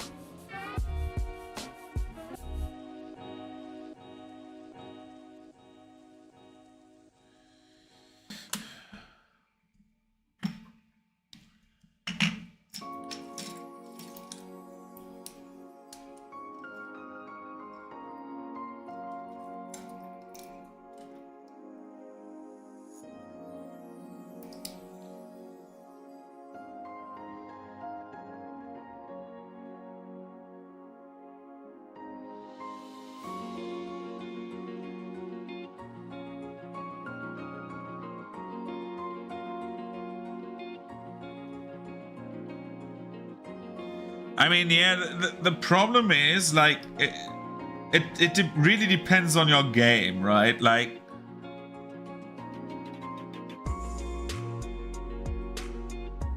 yeah. Like, but, like, partially it also depends on how you play. For example, you can play, like, the more out there gunslingers, like Vanguard and like, Triggerbrand and, Drifter. Like, those work. They're not bad. They're just, like, for the most part, they have, like, not good options. Because, like, they are, like, so different, and, like, they suffered from, and they still suffer from, like, their melee weapons not progressing as good as their ranged weapons, which is bad. Like, if I pick Way of the Drifter, I should get a feat that says all my melee weapons are the same proficiency as my ranged weapons. They changed that the gun blades, like the gun weapons, the combination weapons, scale with like the same, like scale regardless of what you have, scale as like guns. So like only the combination weapons, which is why like I understand that like for example like Ridun wants our gunslinger in the Saturday group to just like, because he is a drifter, right? And he works with like a flisser and a dueling pistol. He started with a flintlock and like said, no, I want to use a flintlock, but then like uses a dueling pistol, and I think he found out how much fun it is to like sometimes just shoot someone's head off with like damage. Because the flintlock is like the knife of the guns, the dagger of the guns. It's like a sidearm to have with like low encumbrance that you can just have as an option, but like is not like a giant thing you have always with you. And what I wanted to say about that is, so our drifter has like a melee weapon and a gun, which is like okay for the drifter, right? Yeah, he hits like worse and stuff like that, but like it's a drifter. It's like not the optimal gunslinger class. We all know this, but like, so it is just flat out objectively 100%, 10,000% better. It just is like to just take like, for example, a gun knife instead of the flisser and reflavor it to a gun knife, but our player does not want it. He has a flisser and wants to have like a pure melee weapon, right? But like, he has like a gun knife. Like if he takes a gun knife, he basically gets like a +2 on all his melee attacks. Even though it like functionally the same weapon, he gets a +2. Like it does the same damage, it does like everything the same. It's just a different weapon.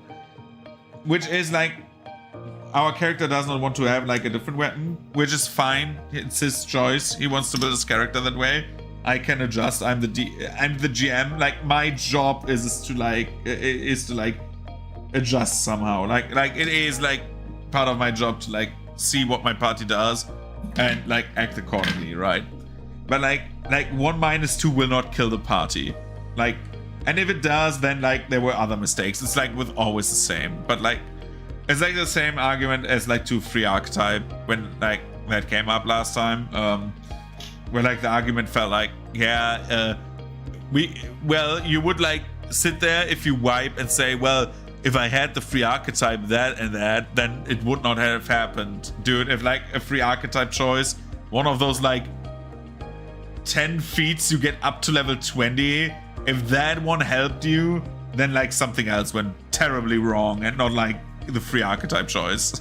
But that's just my 2 cents on that like argument. But like, where was I? Right, so it's like better also for him to like literally take a bayonet and just put it on the gun and thus just like have that scale as well, because the bayonet also scales now because it makes it a combination weapon. It's so stupid that just like, so I'm like thinking about just saying, okay, as long like I gave him like special doubling rings, because like I did not know what doubling rings did at the start. I thought it went with like every weapon. And so I said to my player, okay, it works for like, as long as you put the runes in your melee weapon, it works for your gun too. That's what I said. And that, like, now I'm thinking, well, let's go that one step and say, as long as he has the Drifter archetype and has a gun in his second hand, his main hand is also getting the +2, just so he can keep his Flisser. So the discussion stops.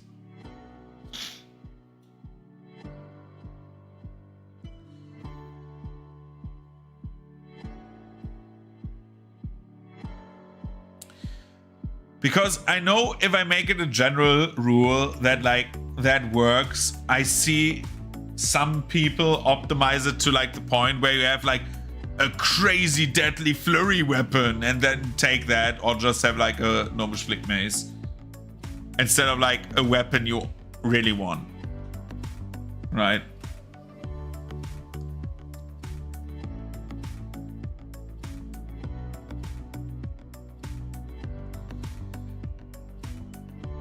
Again, not a big fan of like the meta game.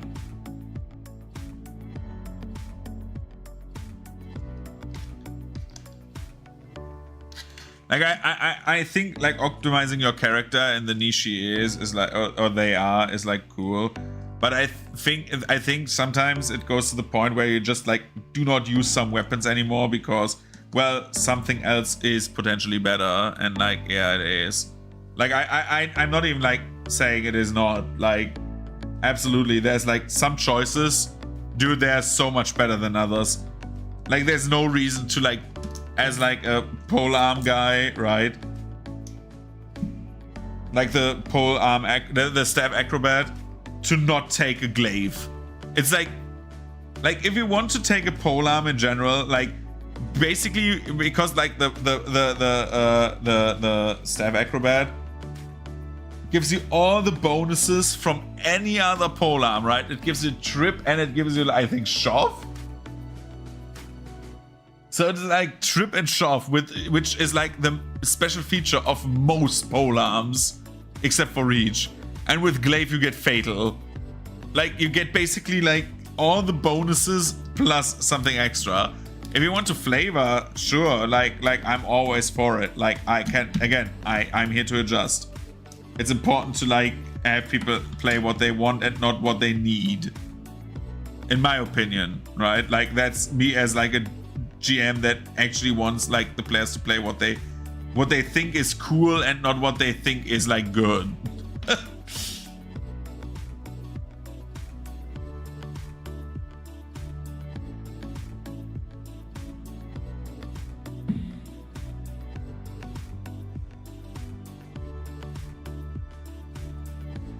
I mean, you're absolutely right.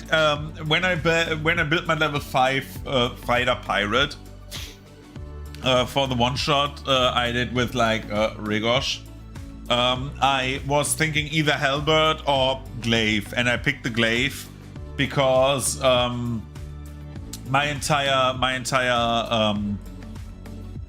playstyle was either boarding assault, like intimidate, boarding assault, or like it was like intimidation and plus a double action, right?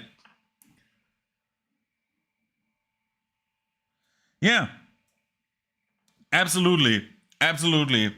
Again, I'm like, I think that's the beauty of this like system, that the weapons are so different. I'm a bit like miffed that the dagger, right, as a dagger has nothing except for thrown. That is like annoying because like the dagger is so ingrained into me like as a stabby stab weapon. Like in any other system it is just like the stab weapon.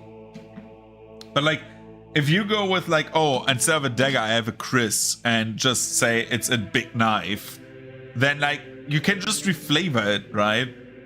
But like I tend to like disliking is a very strong word because I do not dislike it. It's like player choice. It's the same. Like I cannot say I like player choice, but say like, yeah, I hate it when my players always take, or I dislike it when my players always take the optimized thing.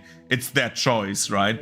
But like, I'd rather have a character, like a concept built around the character you imagine, instead of like the character building around your concept, you know? Like, or your weapon of choice. For example, best example, I want to play a barbarian. Okay, what kind of barbarian, right? And then like you think, well, the coolest barbarian I could think of, like one of the coolest I think is still the bestial barbarian because it mixes like that druidic part and has like the idea of like, ooh, you're like in tune with the spirit, with animal spirits, and I think that's a cooler part than like the totem barbarian from 5e, because the totem barbarian was like, oh, here's your passive. And then after like that, nothing happens. While the other one, you actually transform. You have like a bit of druid in your class, which is cool. And then like I would like say, okay, I want to play like, for example, like a half werewolf character, right? I can imagine it in my head, like a character who's like fighting with the curse of lycanthropy. And so I have like that concept that I can build. Or for example, like I say I want to play a dragoon, so I like build a dragoon and just like be optimized in that niche I want to play, because I think it's cool to play something, because that's like how you keep it fresh. Because like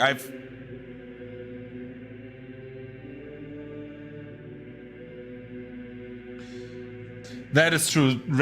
The problem with rage is like, in my opinion, that like the biggest problem I have with rage is now that it auto starts, which is I think a nice idea.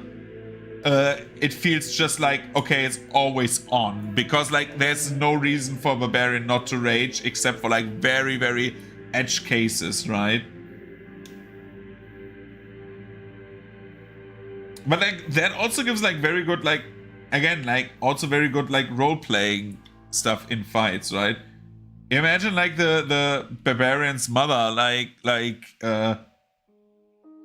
the barbarian's mother basically like being like trapped or something like that, and only he can do like, he can help her only by doing something to like that requires the concentrate trait, and so he cannot rage for the fight and needs to do other stuff. I think that gives like nice opportunities, right?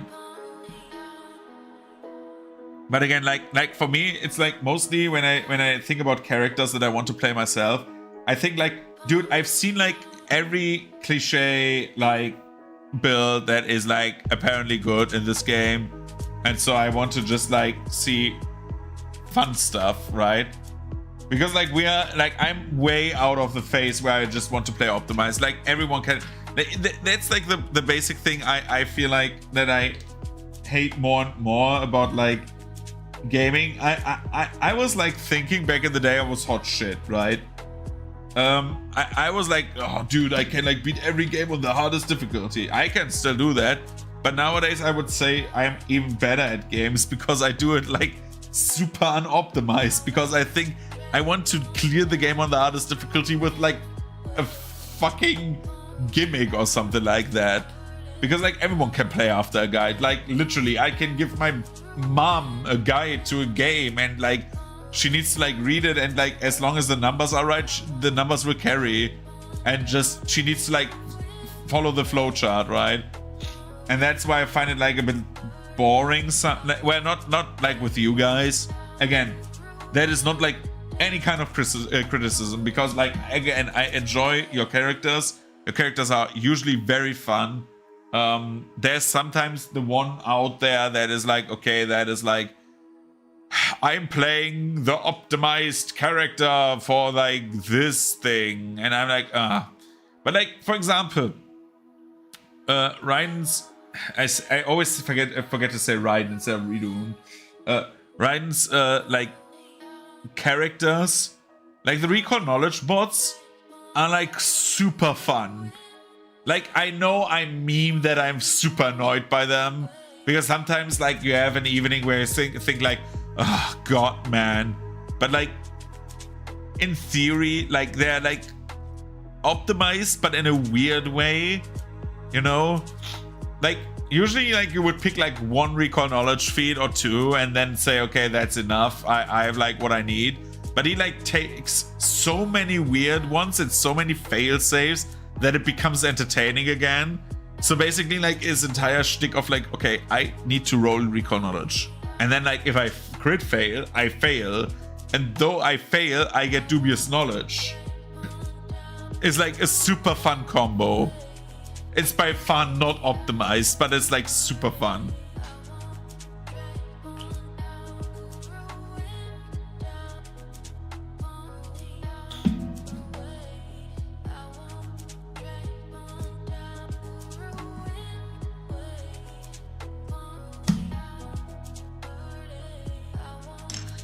But then like I understand people who say like I want to have like a very optimized character, and like that is fun to them to have like basically a character that is statted out like a guide. I can understand the appeal of that. I understood that appeal for a very long time, but like I feel like you play a game of like unlimited, basically unlimited choices. There's like millions of ways to build a character. Even though small they be, like you can make choices, and like many people default to the same choices. It's like, it's just sad to see, because I don't like it too, like I do not pick optimized monsters, because if I like, yeah, I can make every encounter just like a spellcaster and like 2 front rows and a ranged character. But after a while that gets a bit old, right?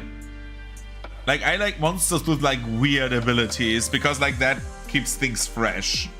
Like a monster that just like, for example, beats you, like grabs you and like throws you away. Like I think that's like a fun concept in theory.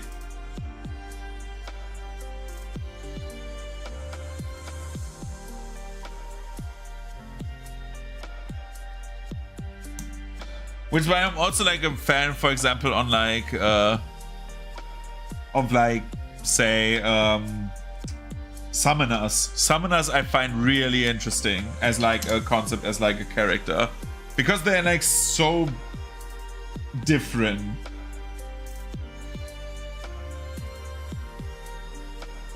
You're basically a marshal with like spells, but you're not, because like you're like dependent on your Eidolon, which is dependent on you. You have like that summoner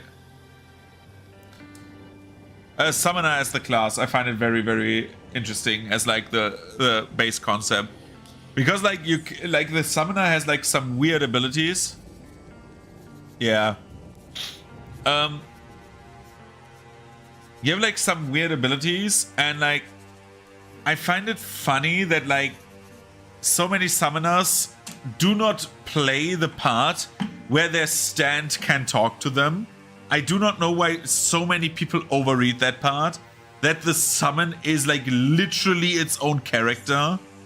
It's like such an interesting part of the character, because you can like do so much with it, and like you can go so many routes with that. And you can say, okay, my summon is like my range, like we're like a ranged duo, we are like melee and like healer, we are like it's so versatile in theory. It's not the best class by far, none, like not at all.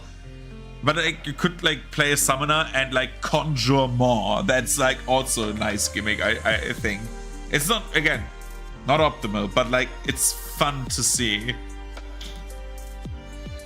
And like I always find it funny that like the like many summoners also forget that like every guy, like every NPC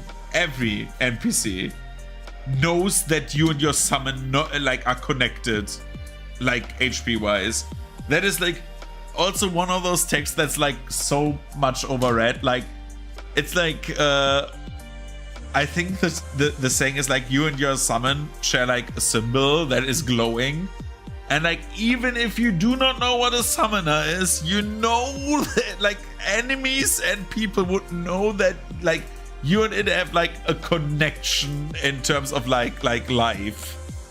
Like you share like a connection. It's like funny.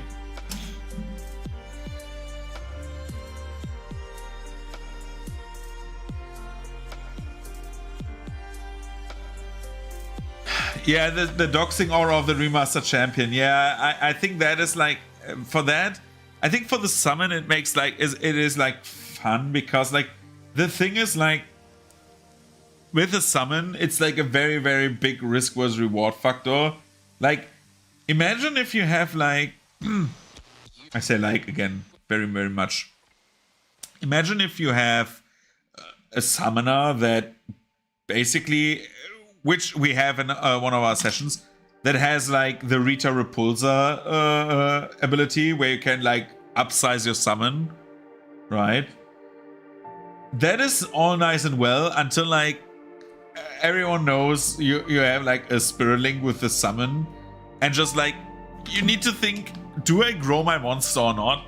Because if I do, I will fuck myself more.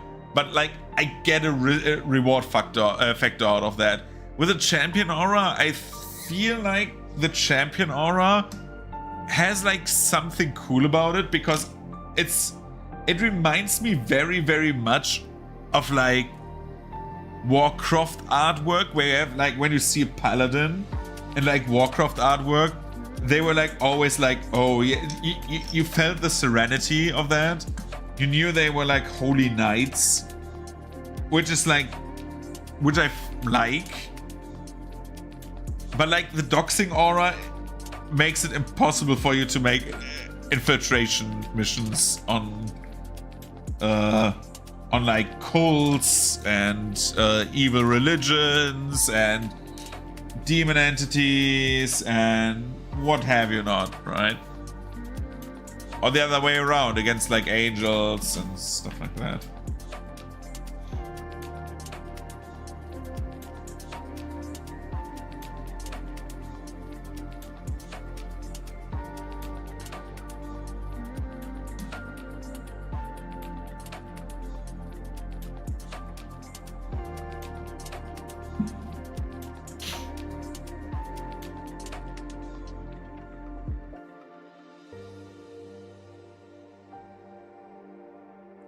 Exactly, that is like my biggest problem. If you could use it to identify yourself, it would be so cool. Imagine having a standoff with a guard, because scenario, right?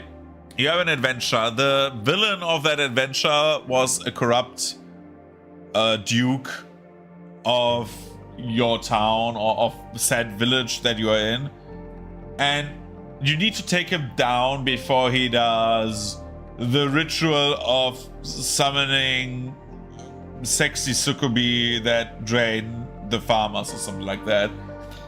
But like you cannot say it you cannot go to the guard because the guard are already enchanted.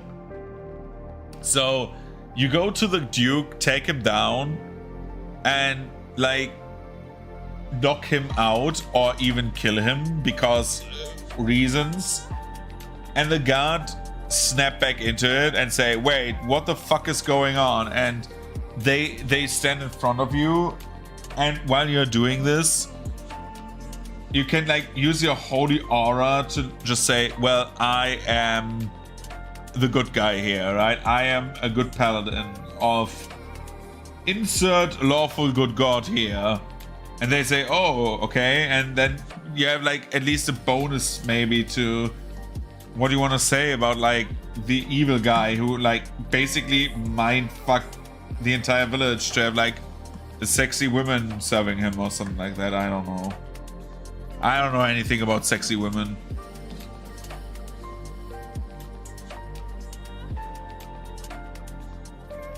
Oh, Jesus. I think I fucked it up here.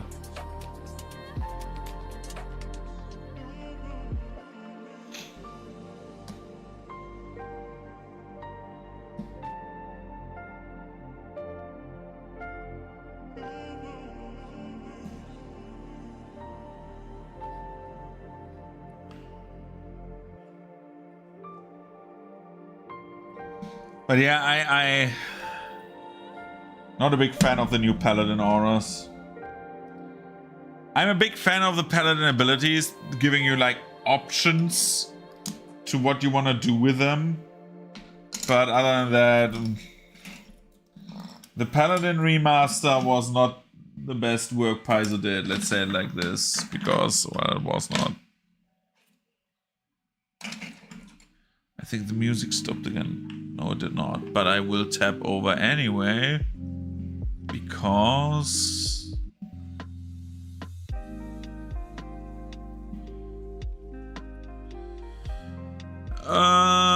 copyright free.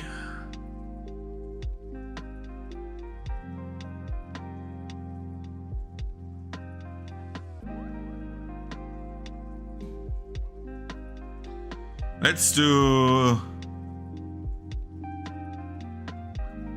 the upbeat music again. I think the upbeat music last time I really liked that playlist.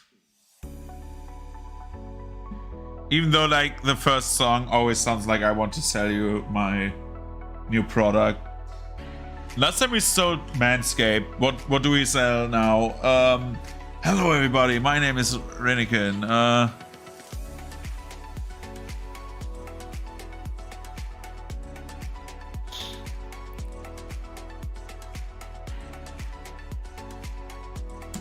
Really, you think like most of the classes that were like D&D flagships, so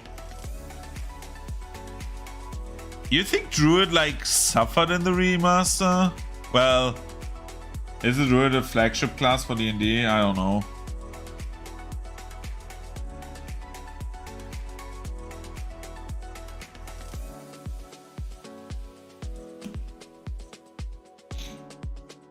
I think the Druid like it could be just me like being very biased to like not having noticed what like the Druids are doing, but I think the Druids, did they even change that much? What did they change? Yeah, because it's like a half striker, but then not, and then half healer. Like Druids feel like World of Warcraft Druids at the moment, because they have like 10 roles and nobody knows what it is. But they're like always there. They can blaster cast, they can be like animal guys, they can be like 10 different things. By the way, Trevor, whoever is like watching, I'm gluing bases or like map tiles at the moment to these little things. Does it focus? Yeah. Because I usually use, for my D&D games or Pathfinder games, I use OpenForge, which has like these bases. And I want to get rid of them. I want to have exchangeable bases, so I have found a system that helps me with that. I want to test it because I'm like thinking about like at some point making my own map tiles, but we will see. It isn't like, I don't know, for example, cleric, right? I don't know how much did they change cleric? Because cleric, did even cleric change? Did they do much with it except for like the unholy holy split? Because cleric is, I think, the most untouched class, right? Maybe besides rogue. Rogue is also pretty much untouched.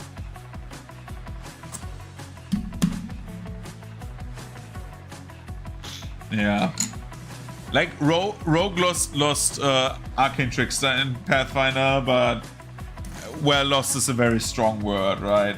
You could just still play it. It's not gone.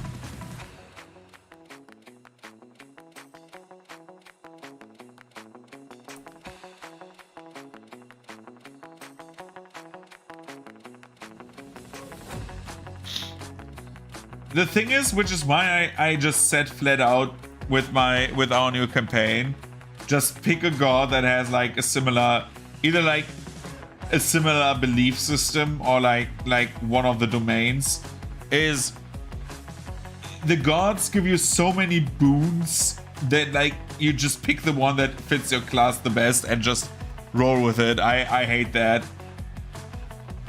I like that the god choice matters, but like the god choices are so many non-choices except for like minor decisions during the entire campaign. Like, oh no, I cannot kill the evil guys.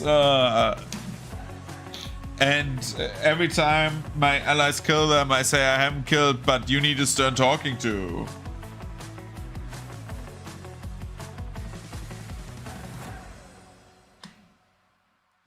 Right, but like you still get like the entire spell list. It's like, wow, that was interesting.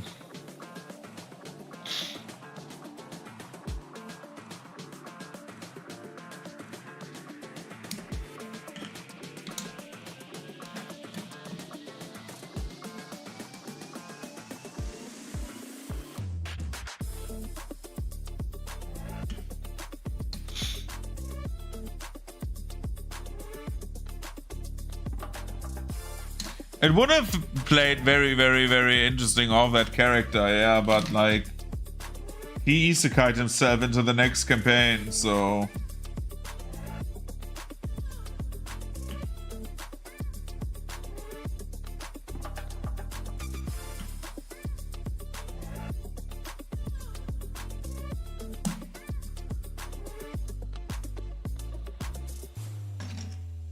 I've printed a few tiles now. Well, not printed, but like glued.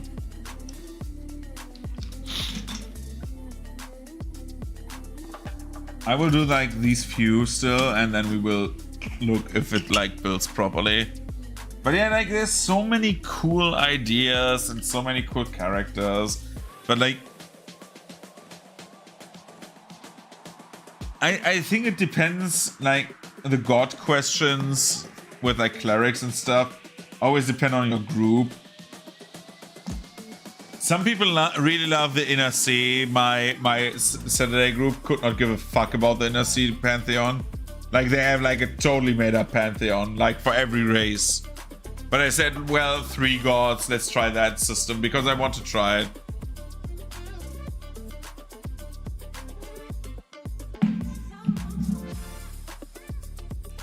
Go full gothic on that bitch. With like 1 good, 1 neutral, and 1, well, evil aligned.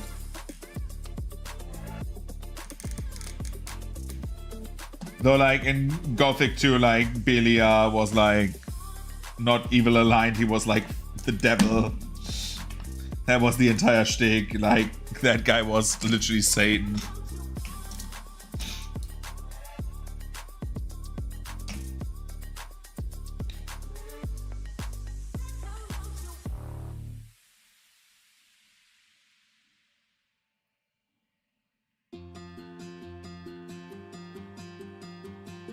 Yeah.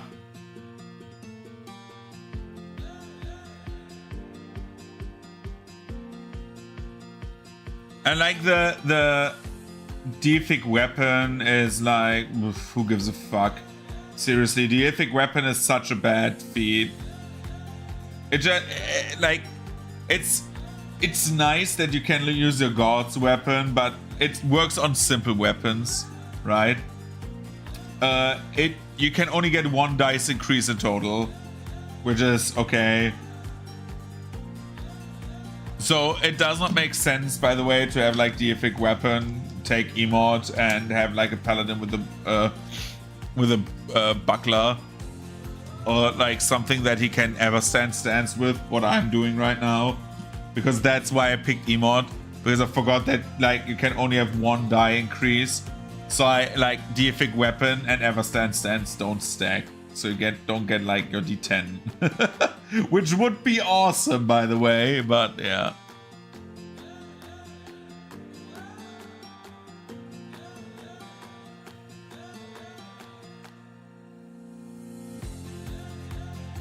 Need to look something up.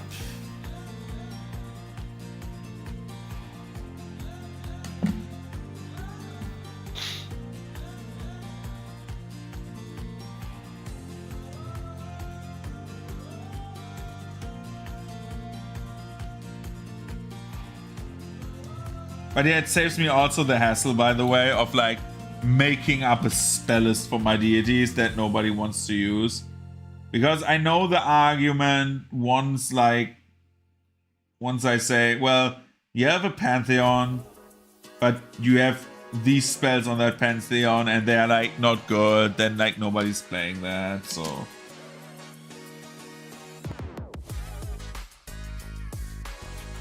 And not because the pantheon is shit or something like that, but just like players tend to have like take the better option. It's just like a fact of life. Even though I do not like that fact, it is a fact of life.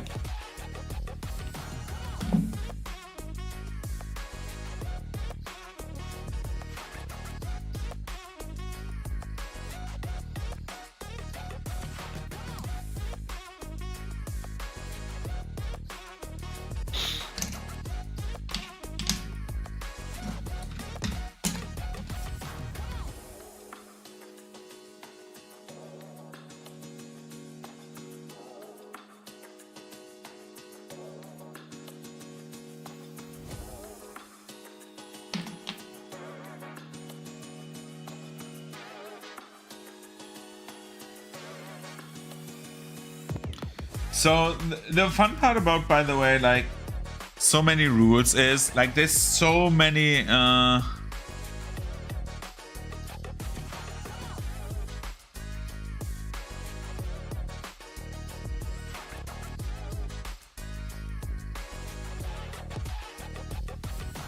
exactly, yeah.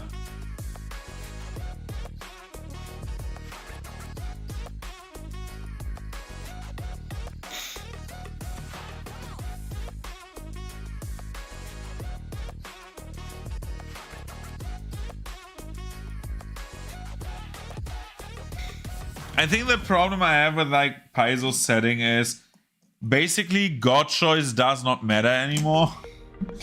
That's the next thing. Like if you say, okay, you take like the Golarian gods, like you allow all Golarian gods. Basically, you can just say pick what you want. It's like the same. It's like the same with the background. Like there's so many backgrounds now. There's like what 170 or something like that, like a ridiculous number. Then you have like nearly all of the combinations already. Like if you're looking for like feat and ability boost as like a combination, then like you will find it. 100% you will find it as like your starting feat.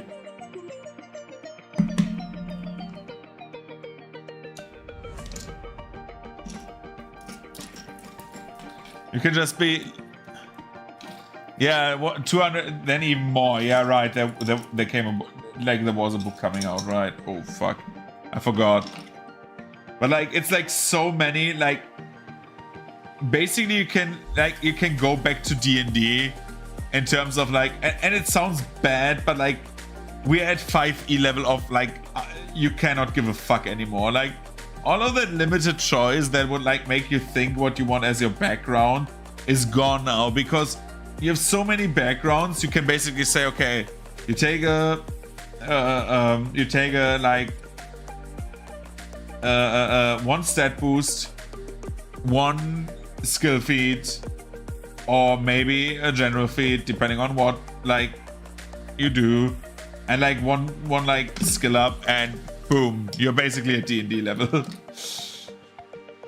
Like it's like that's the combinations right now. It's literally I could probably look up, okay, I want to have, I don't know, say Light to Me as like, I don't know if Light to Me is like a first level thing, but like any first level skill feat, and say, well, I need con, and then like something will pop up probably. At which point I can say, well, does it even matter what you pick? Because like saying I'm a very, very, very, very obtuse guard type Or I'm a normal guard, but have like these things. Oh, there are only 2 F.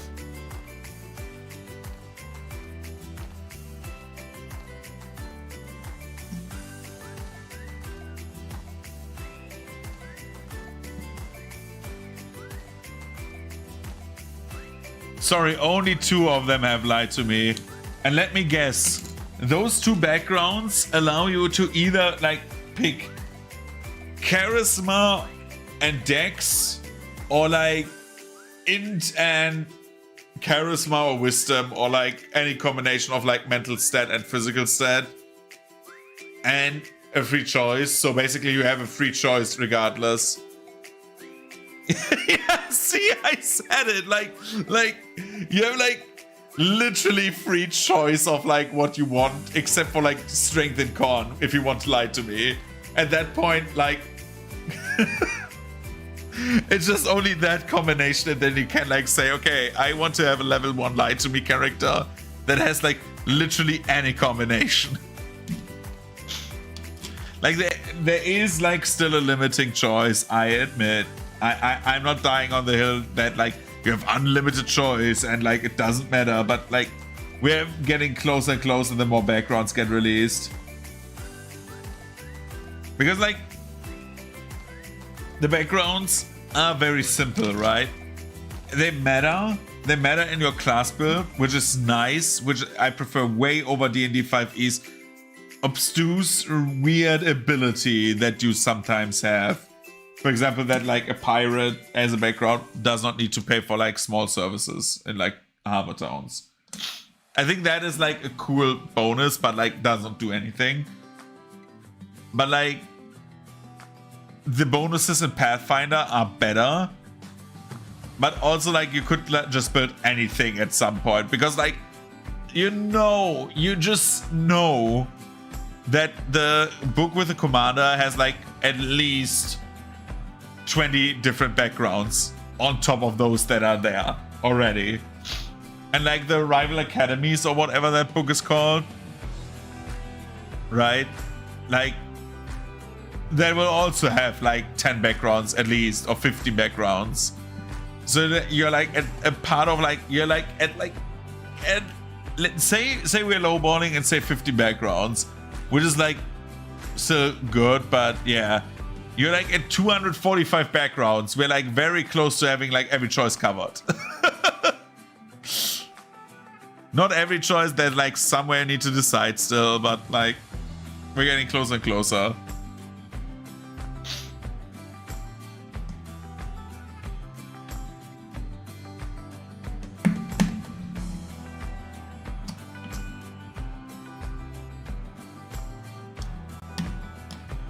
And at some point, the Flurpelderp or the Iggleblick is like, what emotes do I have, by the way? Because I...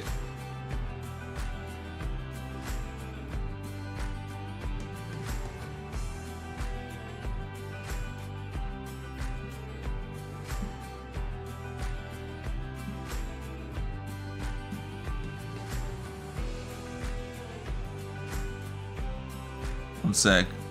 Oh, I have the Neuro emotes. Where's evil? Evil. Okay, that's enough. I did not want to have multiples.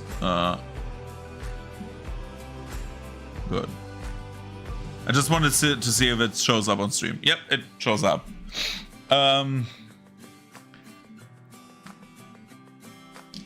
So basically, the entire thing is like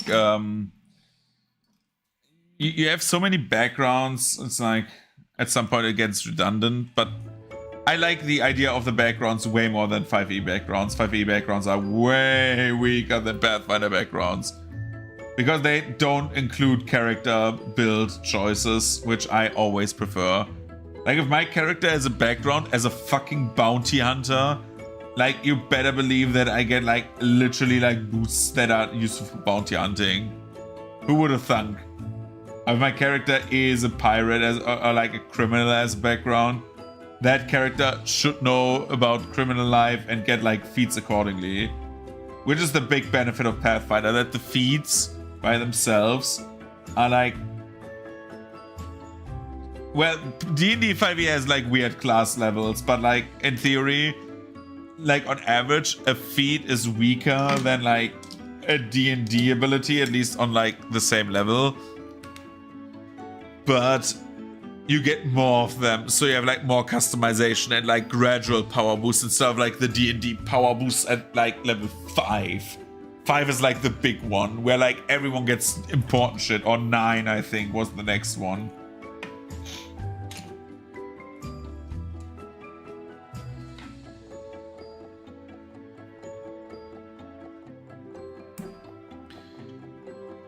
Like, you have like some levels where like big stuff happen in D&D, and your character power spiked, like it literally doubled. It was incredible.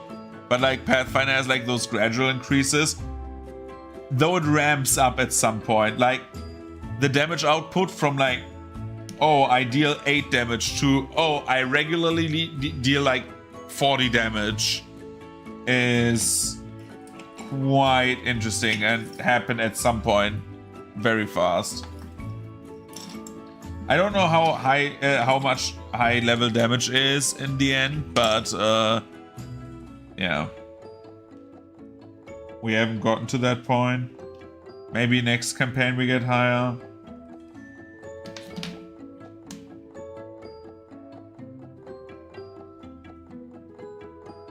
Next campaign will be pirates and stuff. Well, swashbuckling, but also pirates and guilds.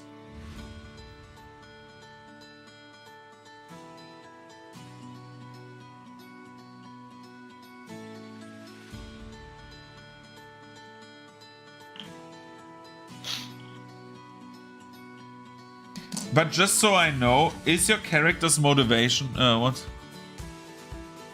I thought about going, like... Since middling stakes were, like, the goal, I was thinking, maybe 13, 14 again, but, like, not, like, life-threatening level 14, 13. But if we go further, or if you want to go further, I am willing to go further. We just have to get used to, like, but that, like, if we go further, the most important things is we need to speed up combat. Like that, then like we cannot say, oh yeah, it's not bad if like an encounter takes like 45 to an hour, because the high level combat takes long. I watched like a session, a moderate encounter for like high level play, and like this, like, yeah, exactly. Like, I'm willing to, like, wrap it up quicker, but I'm also, like, if you enjoy the setting, which is, like, my big, like, plea to you as, like, my players, of course. Like, we need to be, like, you need to tell me, like, if you don't like something, or, like, if you found something was not good, or shit, or something like that. Because, like... I mean, I agree with many points, and like I mean, we're like all friends here. I think, like, I consider you my friend. Like, for me, that like there was, for like people, way less enjoyment than I anticipated, was like a bit like out of nowhere.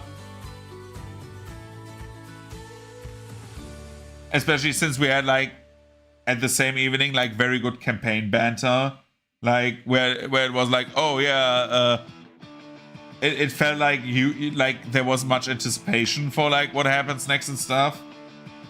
Which is, like, again, it's not like I'm sitting here, like, I'm sitting here in the corner and sitting, like, crying and saying, oh, no, but, like, I wish there were, like, more indicators, maybe. I don't know.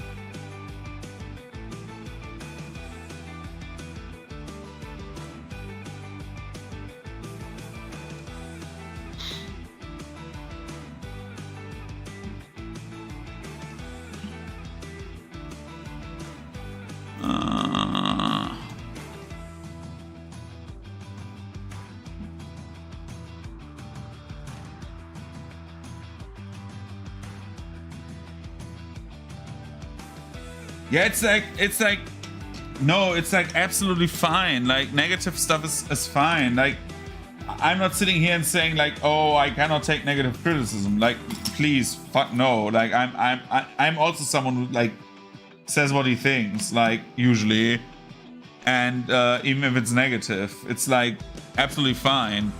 But of course, like if you do not enjoy something, or if you found some like things very bad in like decision making, like it's not like the that you said it. It's like that is fine. That is absolutely fine. I do not want it any other way.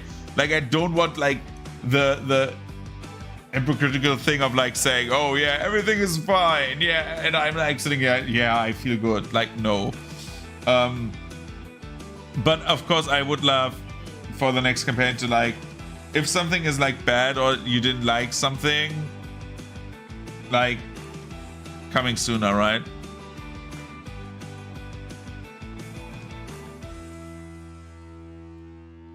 Yeah, maybe I'm misinterpreting that as well. Maybe I made like too many like things about like too many like negative like thoughts about it over the week or something like that. I don't know. I don't want to skew the dialogue there as well again. Like we talked about that extensively. Like it's fine. It's like I just like the only thing.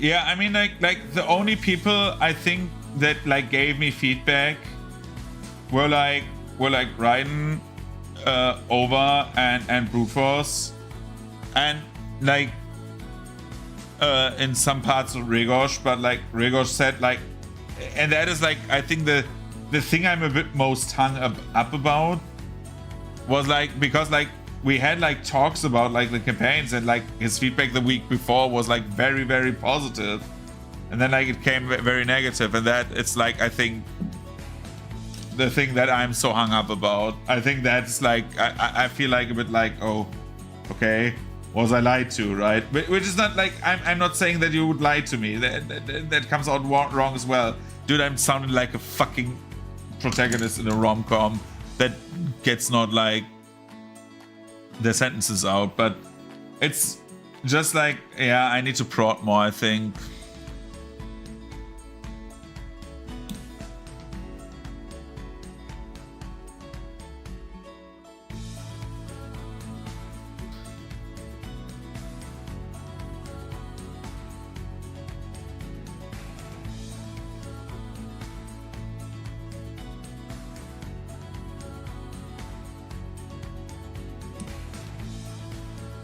Yeah, maybe.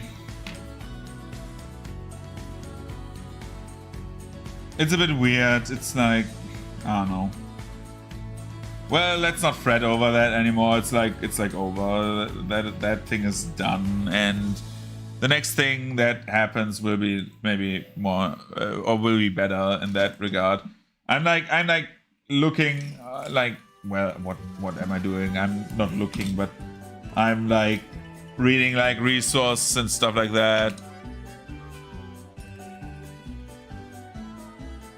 Again, we had like yeah, exactly, time for a new set of characters as well. Like me like not writing a story anymore, like not like in terms of like I think like what it boils down to, this campaign I wrote more like a book than I wrote like a D&D campaign with like way too much bloat, which should not have been there.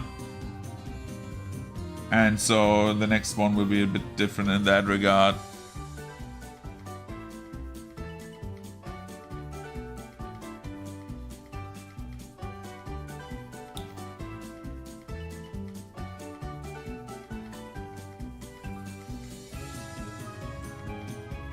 Which is why I chose like the idea of self-realization as like the main theme, because I think that is like a very good theme to like write a character-centric story about your characters, right? in relation to the world around them. Instead of like the world being like that place that needs to be saved. Which brings me to the topic I wanted to ask you, actually. Like, is your character's goal to get basically like to be the next in line of the family? Like, again, what is like the ambition of your character? What does he want at the start of the story? Even though it can change, like what does he like go for at the moment?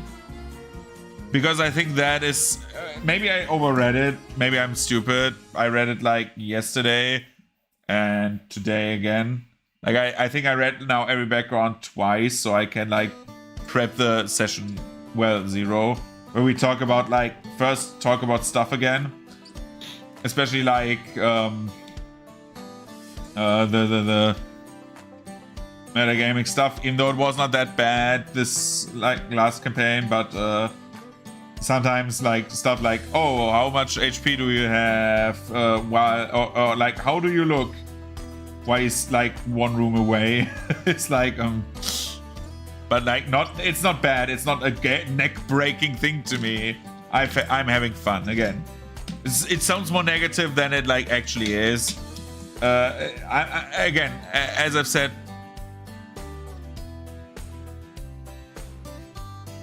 Okay. So it's not supposed to sound like negative on my part. Like I like. Okay. No. Again, I don't want to sound too negative. Like I'm having too much fun. Like again, I'm absolutely honest with like what I said when we went eating. Like basically. Like, even though, like, the learning part of, like, learning for my exams is hard and stuff. No, it's absolutely fine. I'm having, like, I was having, like, very much fun during our last campaign, and I don't give a fuck if that campaign does not... Well, not giving a fuck is wrong. I do give, like, a small fuck, but, like, it does not matter to me. Like, the priority is... that we are having fun together, and that is like my priority first, because like as I said when we were eating, like those sessions are for me very good, like just sitting together, like even having banter, talking, bullshitting, having fun, having a good laugh, right?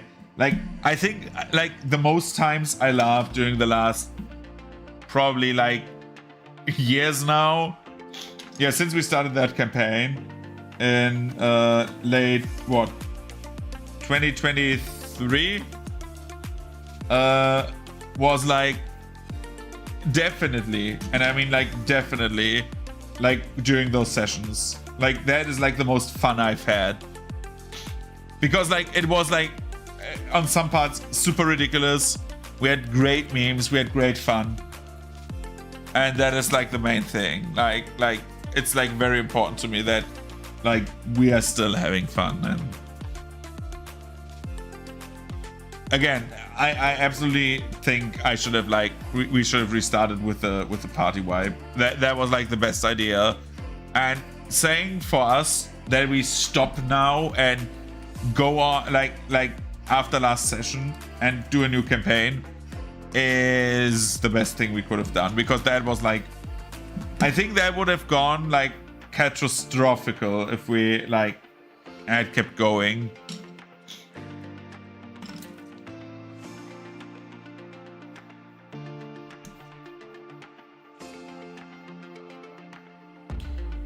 And now like I'm at the point where like I know better, I gained my experience for that, and well, we're at that point where we just grow as people and learn more and more about ourselves and what we can and cannot do.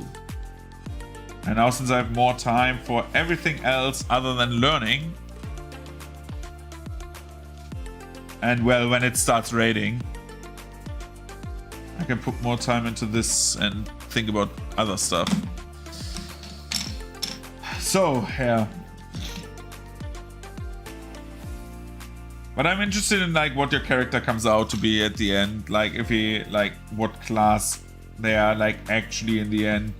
I mean, we'll see on Friday, hopefully.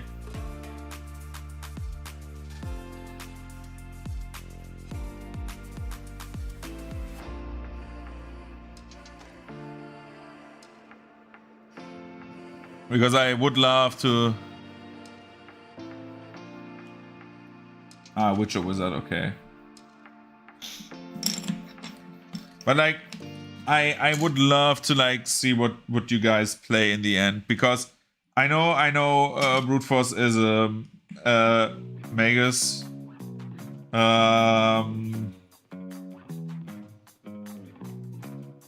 We have a Sorcerer. We have a Gunslinger.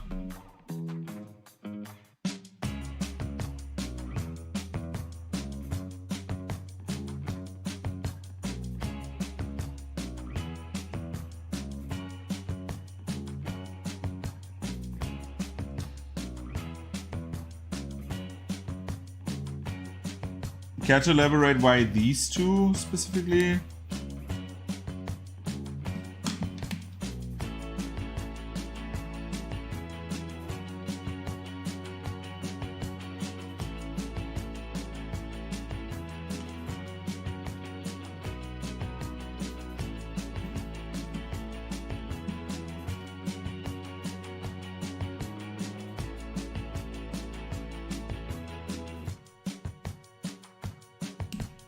I agree with you on that front, by the way.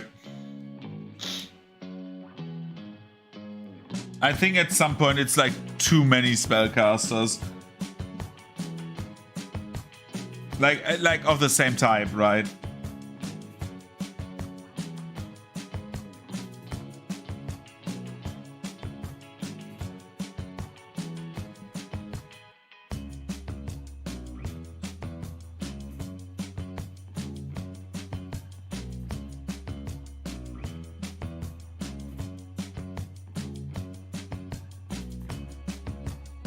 I don't know why I don't fit the stencil anymore.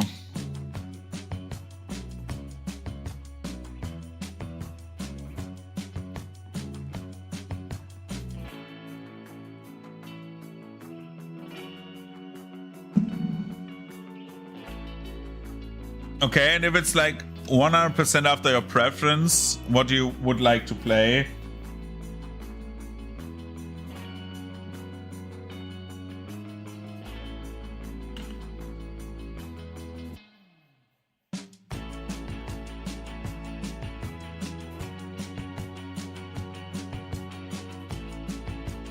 Like if I would pull a gun out and put it to your head and say you need to pick one, which one would you rather play?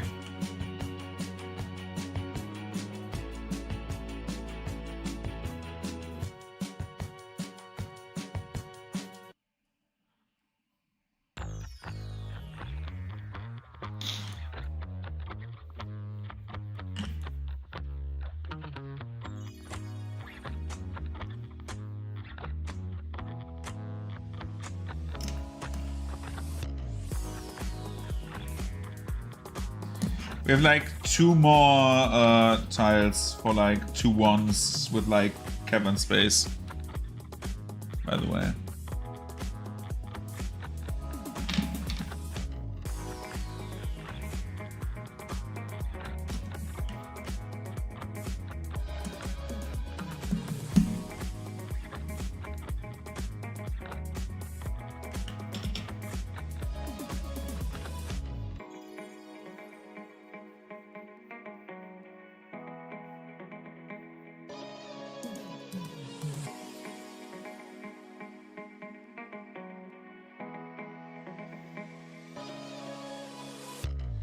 Well, the only thing I've said that I still keep like similar to like last campaign is like the, well, not lack of, but like the reduced availability of the gods. I think we're like still not out of our first campaign.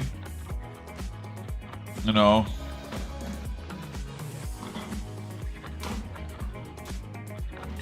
Where the hell is my hand drill?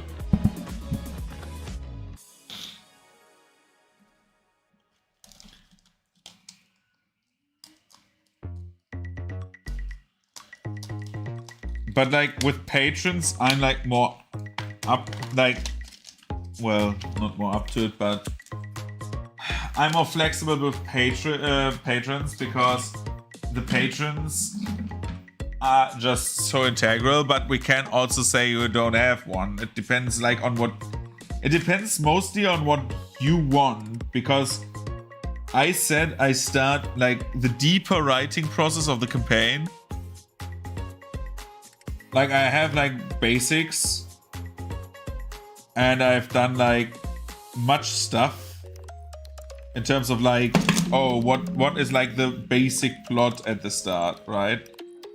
But like the deeper writing only starts after you have your backgrounds, because I will include them in the work, because I don't want disinterested characters.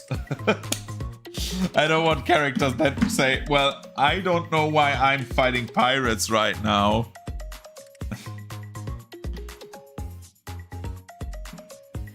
Except for like social contract, but like an in-universe reason for like, oh, my character would do that because of X would be nice, so that's why, first of all, like self-realization, it helps you, give you like a motive to your character, and also the background, so I know, okay, what can I include that makes like sense to like have the players also interact with. So like I do the thing that I wanted to do like for like 5 campaigns now, and just balls to the wall what I want. So nothing standard, nothing like, oh, world story. I want to do like characteristic world stories. So basically a mix out of like, oh, we have a character-based story, but like built into the world. Playing you as the real main characters, I think that makes it so much more interesting. But both of my campaign groups said, well, they want a world story, and I'm like, yeah, we can, like, we still have a world story, but like the characters are like involved in like what happens.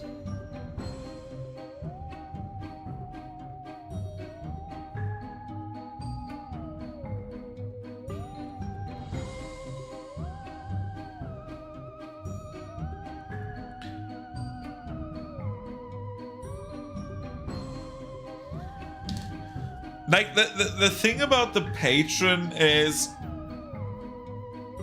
depending on what your patron truly is, that will like be that needs to be like slow cooking. I cannot do like, oh, the patron talks to you, whoa, it is whatever you think it could be, right? Like, especially with the background you have written to me. Because that like instantly raises stakes again. But like at the same time, I like the idea of a patron guiding, right? Like with an ulterior motive, guiding like the player character. I think that is also a very cool concept. Rarely done correctly, but I would love to give it a try as well. So again, it depends on what you want. Do you want to talk with me in like mano a mano talks like Ryan did with like the book? Because that is basically what happens then, right? Like, and if you say, oh nah man, I passed, then I would say your answer is already seneschal. But if you want to talk to me like with my Eldritch Horror voice, then of course I'm very, very, very, very willing to. Like, absolutely. I just said the gods themselves are just like pissing off because I do not want to have like, oh, I need to please my god as like the same fucking character archetype that like every other cleric has, or warlock.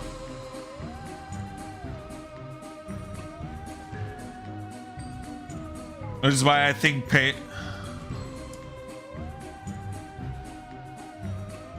Sure.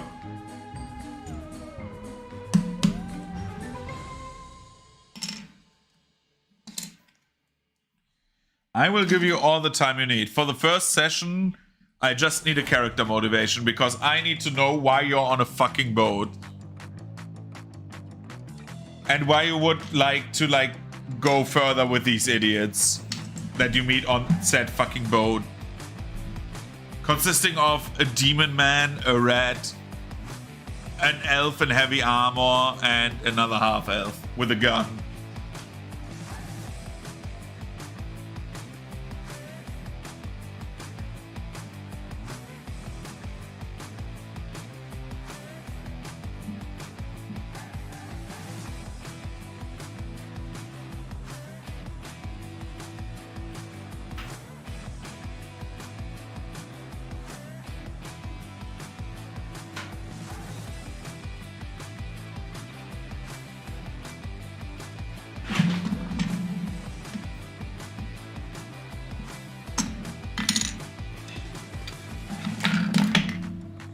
So the boat itself, I said at least as like the baseline before I have like all of your backgrounds and say, okay, we have the same. It's basically well, it's basically a merchant boat.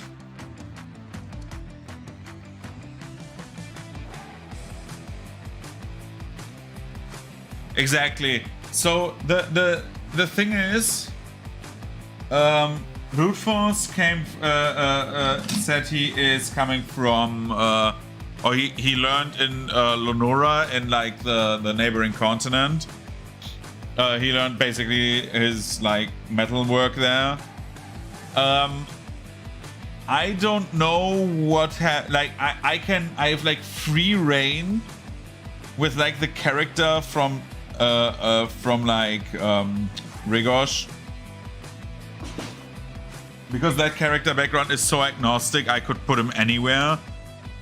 And like, I think with Ryan as well, and I don't know what Over says, but like the baseline for the ship before I make anything clear was at the start, oh, this is a ship that travels basically the Yellowmont and is like basically like mix of like transport and merchant ship, so you can just like go on that and travel to like a nearby harbor, and it like travels all the harbors. But like that is not fixed. It could be a ferry from a different continent, if you please. Like again, that is like something I make like I make precise and like say that is the fact once I have the backgrounds. Otherwise, it's like generic. It's either generic or specific, depending on what you give me. Which is why I said like I want those backgrounds at some point, because then I can start. Oh yeah, that is the ship, and you're like there by accident or by the will of the Force or something like that.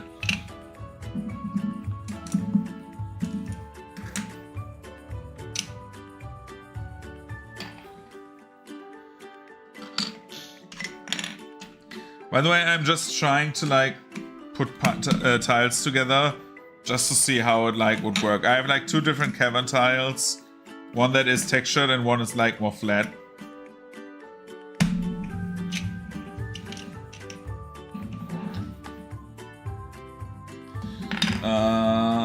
That one.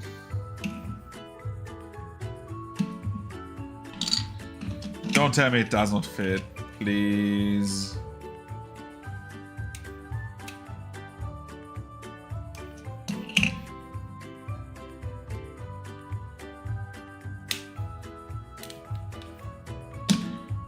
Look, it looks like a normal tile. It's incredible.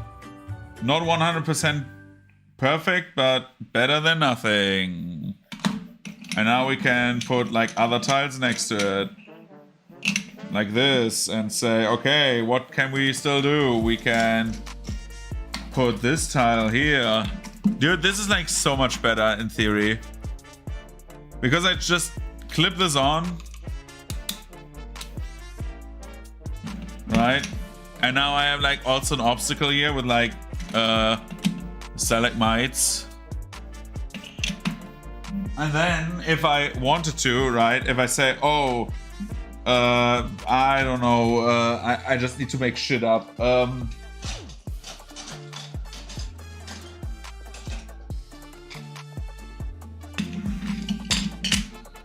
Oh no, someone broke into the house from the back and it is the mole people. Huzzah! I don't know, man. But like the idea of having like clip-ons is so much better because now I have like basically about 1,000 magnets more. Because like these are like functionally the same as the things before, but I just clip on what I need. And if I need this and I don't know, another one, bam.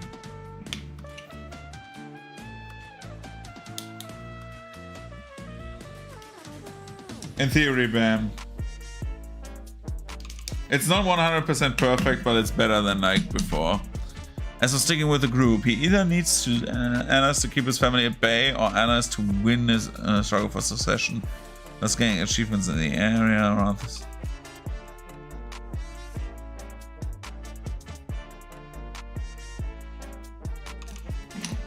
I mean, that is a good enough motivation for me.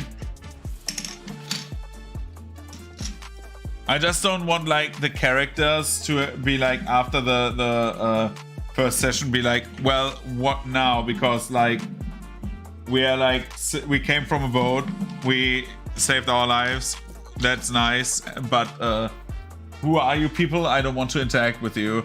And like I know there's always the, oh, you are the convenient people that I need and work together now, let's go. But I think last time that did not work that well. But I do not know. Like it didn't work for my Saturday party as well. Like, oh, the convenient group. Because then like choices happened during that first mission that like the characters were not happy with, and then like the group was like, dude, why would I want to travel with your character? Like actually. Your character's a psycho. I hope nobody's a fucking psycho during this, like... At least not at the start, like, not go out full swinging terrorist or something like that. We can clip on this one.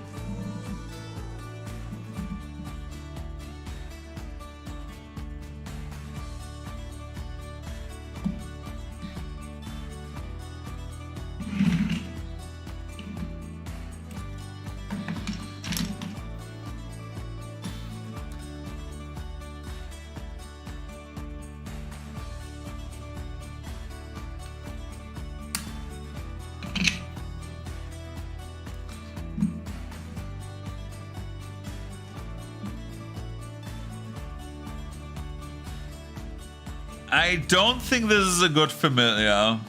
I don't know.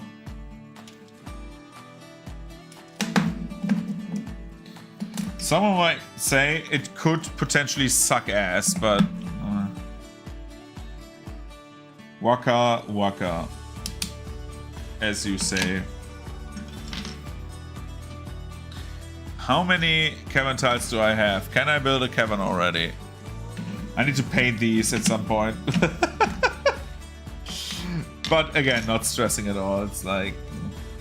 I just want to have the cavern tiles ready because, like, you can do caverns if you want to. And I don't want to use the same tiles over again because it's, like, not fitting. I want differences in, like, design. Who would have thunk? And... not only design, but also like structure and dungeons. I also need to plan my encounters a bit better. The encounters were shit for the most part.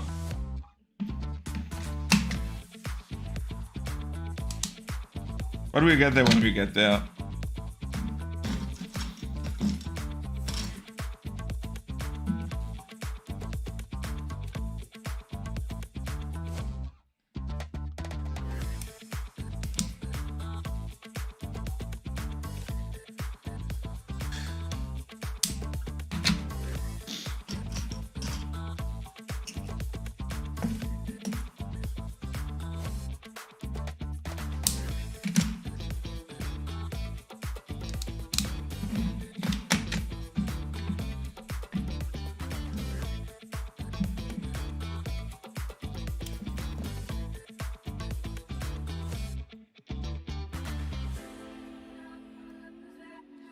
I think I have more cavern tiles in all actuality than I have building tiles, because like I did like there was like a open forge cavern set.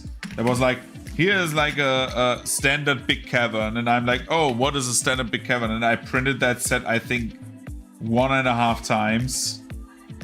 So now I have like 1.5 big caverns. I don't know, I have like at least like 50 of these like lying around still. So 200 squares, so you can like guess.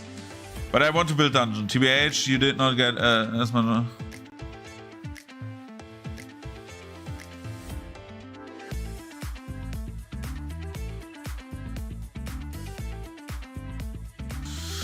The problem is also I struggle to have fun objectives. That's like my for all the tabletop like turn-based, grid-based strategy games with objectives I play, right? Like I play dungeon crawler tabletops and stuff like that. Like I struggle to find fun objectives. Though for the first session I think I have like a fun objective.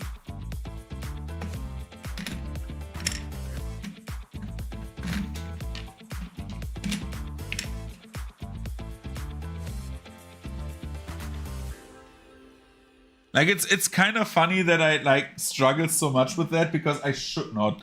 Like, not saying that I'm like sitting there like, oh, I don't know how to plan this, because I do know, like, oh, you need a mission where like people want to sabotage something, defend it. Or, oh, before the enemy gets away, get like that shit. Or be there before the enemy, right? There's like so many different encounters. Defend a person, escort a person. Defend an item. Sabotage item. Reach the goal before the enemy. What do we have? Like, there's like tens of thousands of goals. Capture the flag is also like a thing. Yes, it's like very capture the flag, but oh, you need to catch, like, you need to like take the item away from the enemy until the enemy, like, before the enemy departs with the boat, and you cannot get to him. Oh, there's so many goals, and I like literally, once I sit in front of like an encounter design thing, I'm like, huh, dragon go brr. Scoom go here. Like I try to mix it up a bit with like, oh, priorities, but like that's not good. I just need to do objectives, and it's like so easy, but I do not do it.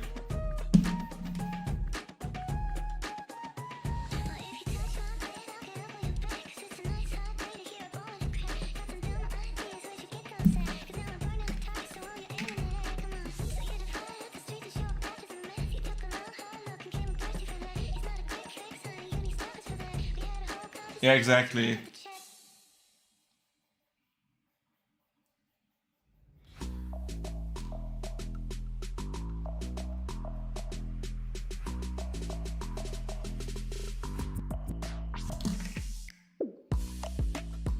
That's like the thing, objectives and time constraint.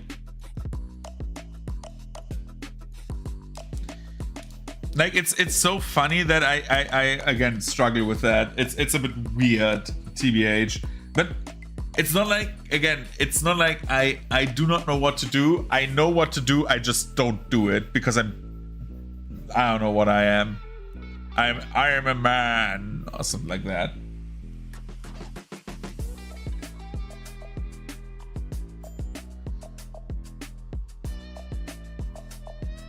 But like that's like the entire thing.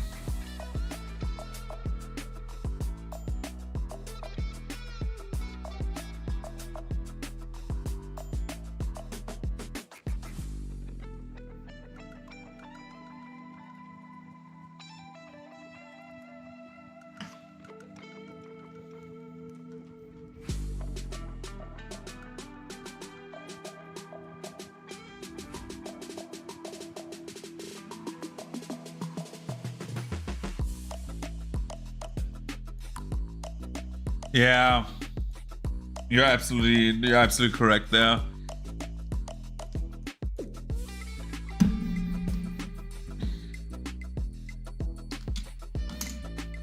that is like something I always think. Like I think like, again, one of my favorite board games is still to this day is like a Star Wars dungeon crawler, Imperial Assault. And it's basically like a campaign-based dungeon crawler where like one plays the Empire and like up to 4 people play the rebel heroes. And every mission is an objective. There's none that is like, oh, where there is some missions where it's like, oh, you need to capture that point or you need to kill that guy, right? One person.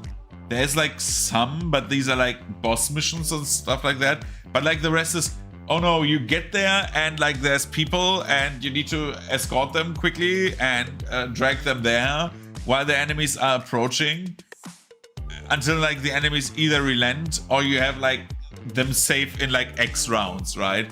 It's like every mission is that, like every round of that game, of like a 2-hour game experience, like they have like round limits of like 7 or something like that. Usually 6, 7, 5, depending on how long the mission is.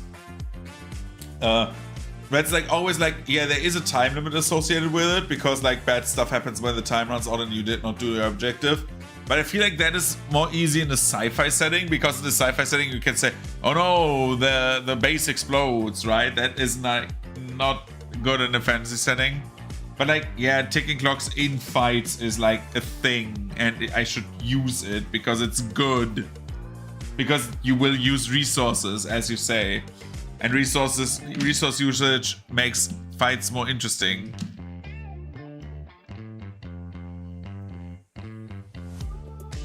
But also dungeons. Like I had like that one dungeon.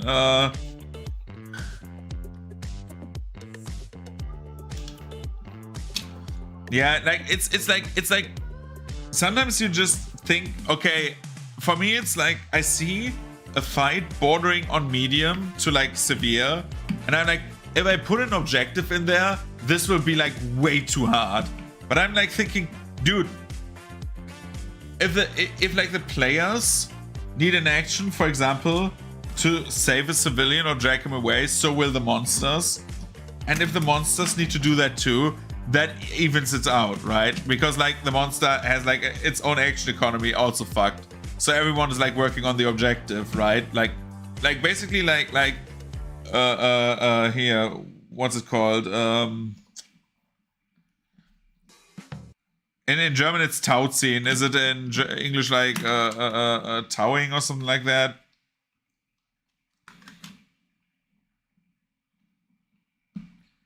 It's like basically a back and forth, right? Like you just like tug of war. Thank you, tug of war. It's like basically tug of war, but like with objectives, and I think that's more interesting. And I think like if the combat, like again, if like the turns go quick and you have like the tug of war element, I really think it becomes more fun. Way more fun in combat, at least.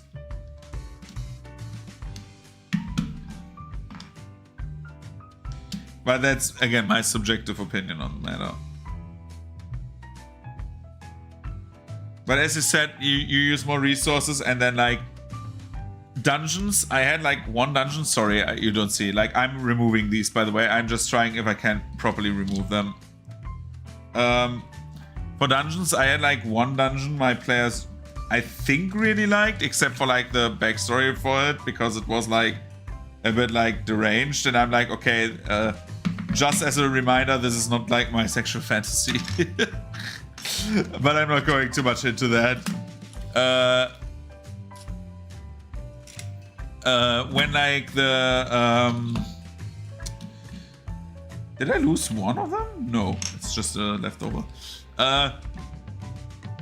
The dungeon was like I had like from what was it? The Monsters Know What They're Doing. I think that website had like a very good like reference to like how to build a dungeon, and I think that was like one of the best things that I never did only once and then never did. It was like, okay, you have a dungeon and the dungeon has like living groups, so like you have like for example, Dungeon X, right? You're not planning dungeon session by session, which is something I did once, which is horrible, I think. Always. Just plan out your dungeon. Don't be lazy like me. But like the character, basically you have like living groups in the dungeon, and you say, okay, the living groups do certain things. Basically, Majora's Mask that shit. Like, they have like a set pattern of like activities they do, because the player will not stay like days in a dungeon. That is like just a fact, usually. So you just give them like a simple daily schedule, what they do. And if like the players like do something with them, they will see like a bit of repetition. That is not like how I do all my dungeons, but like I want to do more of them because it was so fun, because the players could interact with their daily schedule and would know, for example, oh, in the morning, like after they basically infiltrated the dungeon for 2 days. They did like a stakeout, and they knew after like 2 days, okay, morning routines are like at 8. So if we like, for example, put something amiss into the way of the patrol that does like the morning patrols, even they're like there 5 minutes later, but we know there's like one group running there, we can basically like influence the patrol to like split up from like where they're usually going, and like pick them off like by themselves. I think that was like a very cool sandbox dungeon, and I think sandbox dungeons is like what I want to say is like a very cool idea, especially if like the enemies have behaviors, how they work with the dungeon. It doesn't have to be a repetitive behavior. There can be changes, right? But like the first step of that was just like, and I did it only once, and it was like very successful, was like basically give the groups like basically a life in the dungeon, and don't have them like, oh, the characters go into the kitchen and there's like 2 people cooking all the time, no matter when or how they went in there.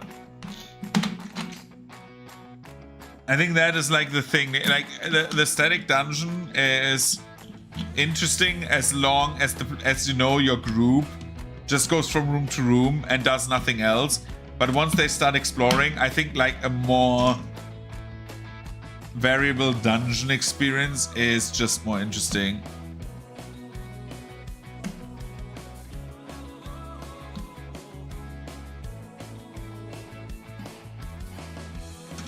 Not saying that every dungeon needs to be that, because like, of course, like a small cave with a wolf is like, what do you do there, right? But like, I mean, like living humanoid enemies that like live in a dungeon have like daily routines and stuff. And like considering that, I think is a wise thing to do, because it makes the dungeon feel more immersive. Especially if you know, like after a while, okay, what they are doing and like who they're meeting and talking to, you can like do a bit of shenanigans there.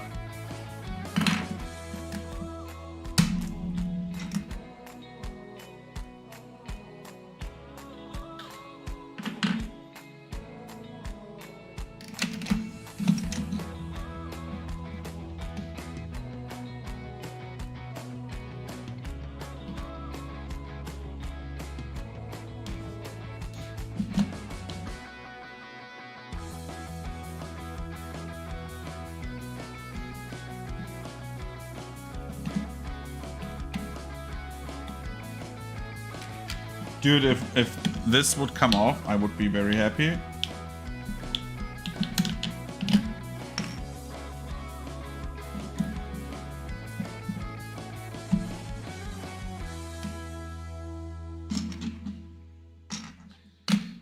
But yeah, it's like there's like very cool ideas.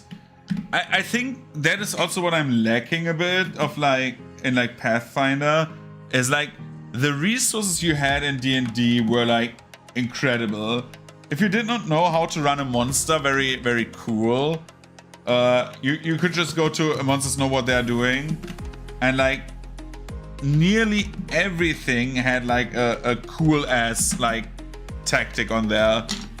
to make like the fight feel unique, and I think that is like something I really enjoyed in like D&D compared to like Pathfinder. Like the resources, like the bandwidth is like so much better in D&D. Sadly, because I think Pathfinder is by far the more interesting system, and in my opinion, like I see every day posts on like the Pathfinder sub where they're like, yeah, Pathfinder, I don't know how to get into. Is it really that everyone claims that? Like, as everyone claims to be. It's a bit more crunchy than 5e, definitely.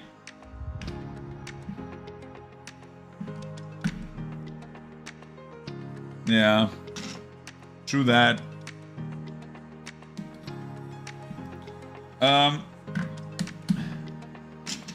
But like, I find it so funny that so many people are like on the internet, yeah, is Pathfinder really as hard as people claim? And I'm like, dude, my brother and his girlfriend, like my brother played one session D&D, very improvised level 2 characters, very easy stuff, like no hard challenges, nothing.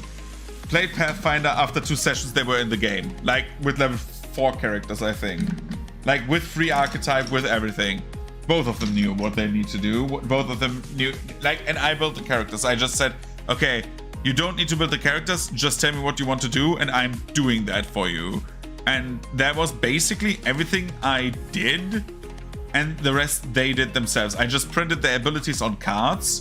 Basically, I went to a website where you can generate like playing cards, and just like print the text on there, because I feel like that is something that Pathfinder is severely lacking, is a cool, like, easy to update card system where you can just put your feats on the cards, because that's like so easy to like see and use instead of like an app. But hey, like, and then I printed them cards of the abilities, put them like right in front. Exactly, and like they understood the game on level 4 and what they can and can't do.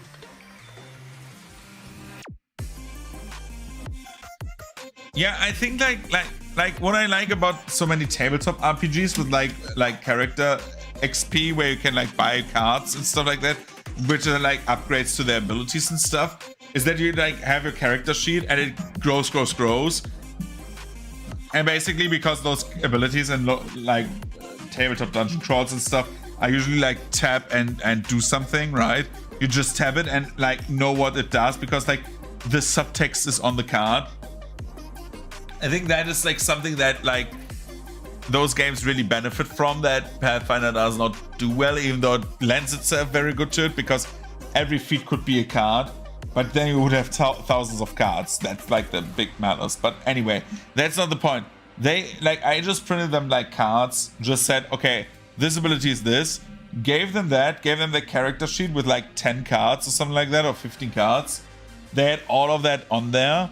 They laid it out on the table and played it like perfectly. Like my brother and my like his girlfriend, they were like very valuable group members, even though they were like very new to the hobby, and like they wanted to come back, but like I haven't found a good situation where they could.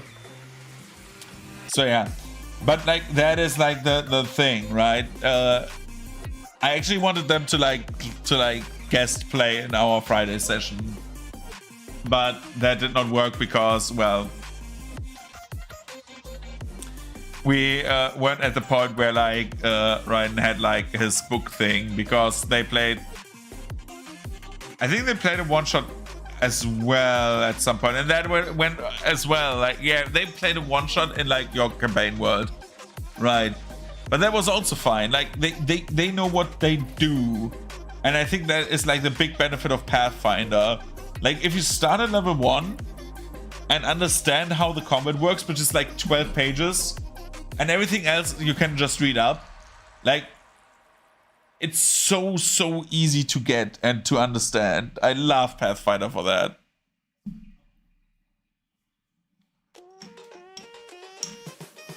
But yeah. So I've glued a bunch of stuff together. And also Pathfinder I love because it has like way better monster design. Yes, some stat blocks are like after the remaster, athletics, monsters and stuff like that. Everyone has athletics, but other than that, like the stat blocks are way more interesting because you can just give them abilities and like adjust it to the level of the monster and boom, done. That's all the homebrewing you need to do. But doesn't matter. I need to go to bed because I need to go. I'm going to a convention tomorrow. I will be back tomorrow, however, I think, because we need either gluing more ships or we do more planning for the campaign on stream, which is not the story planning, but like the other stuff planning, like naming the cities we plopped in. Thank you. I wish you a good night as well. See you around. Thank you for watching.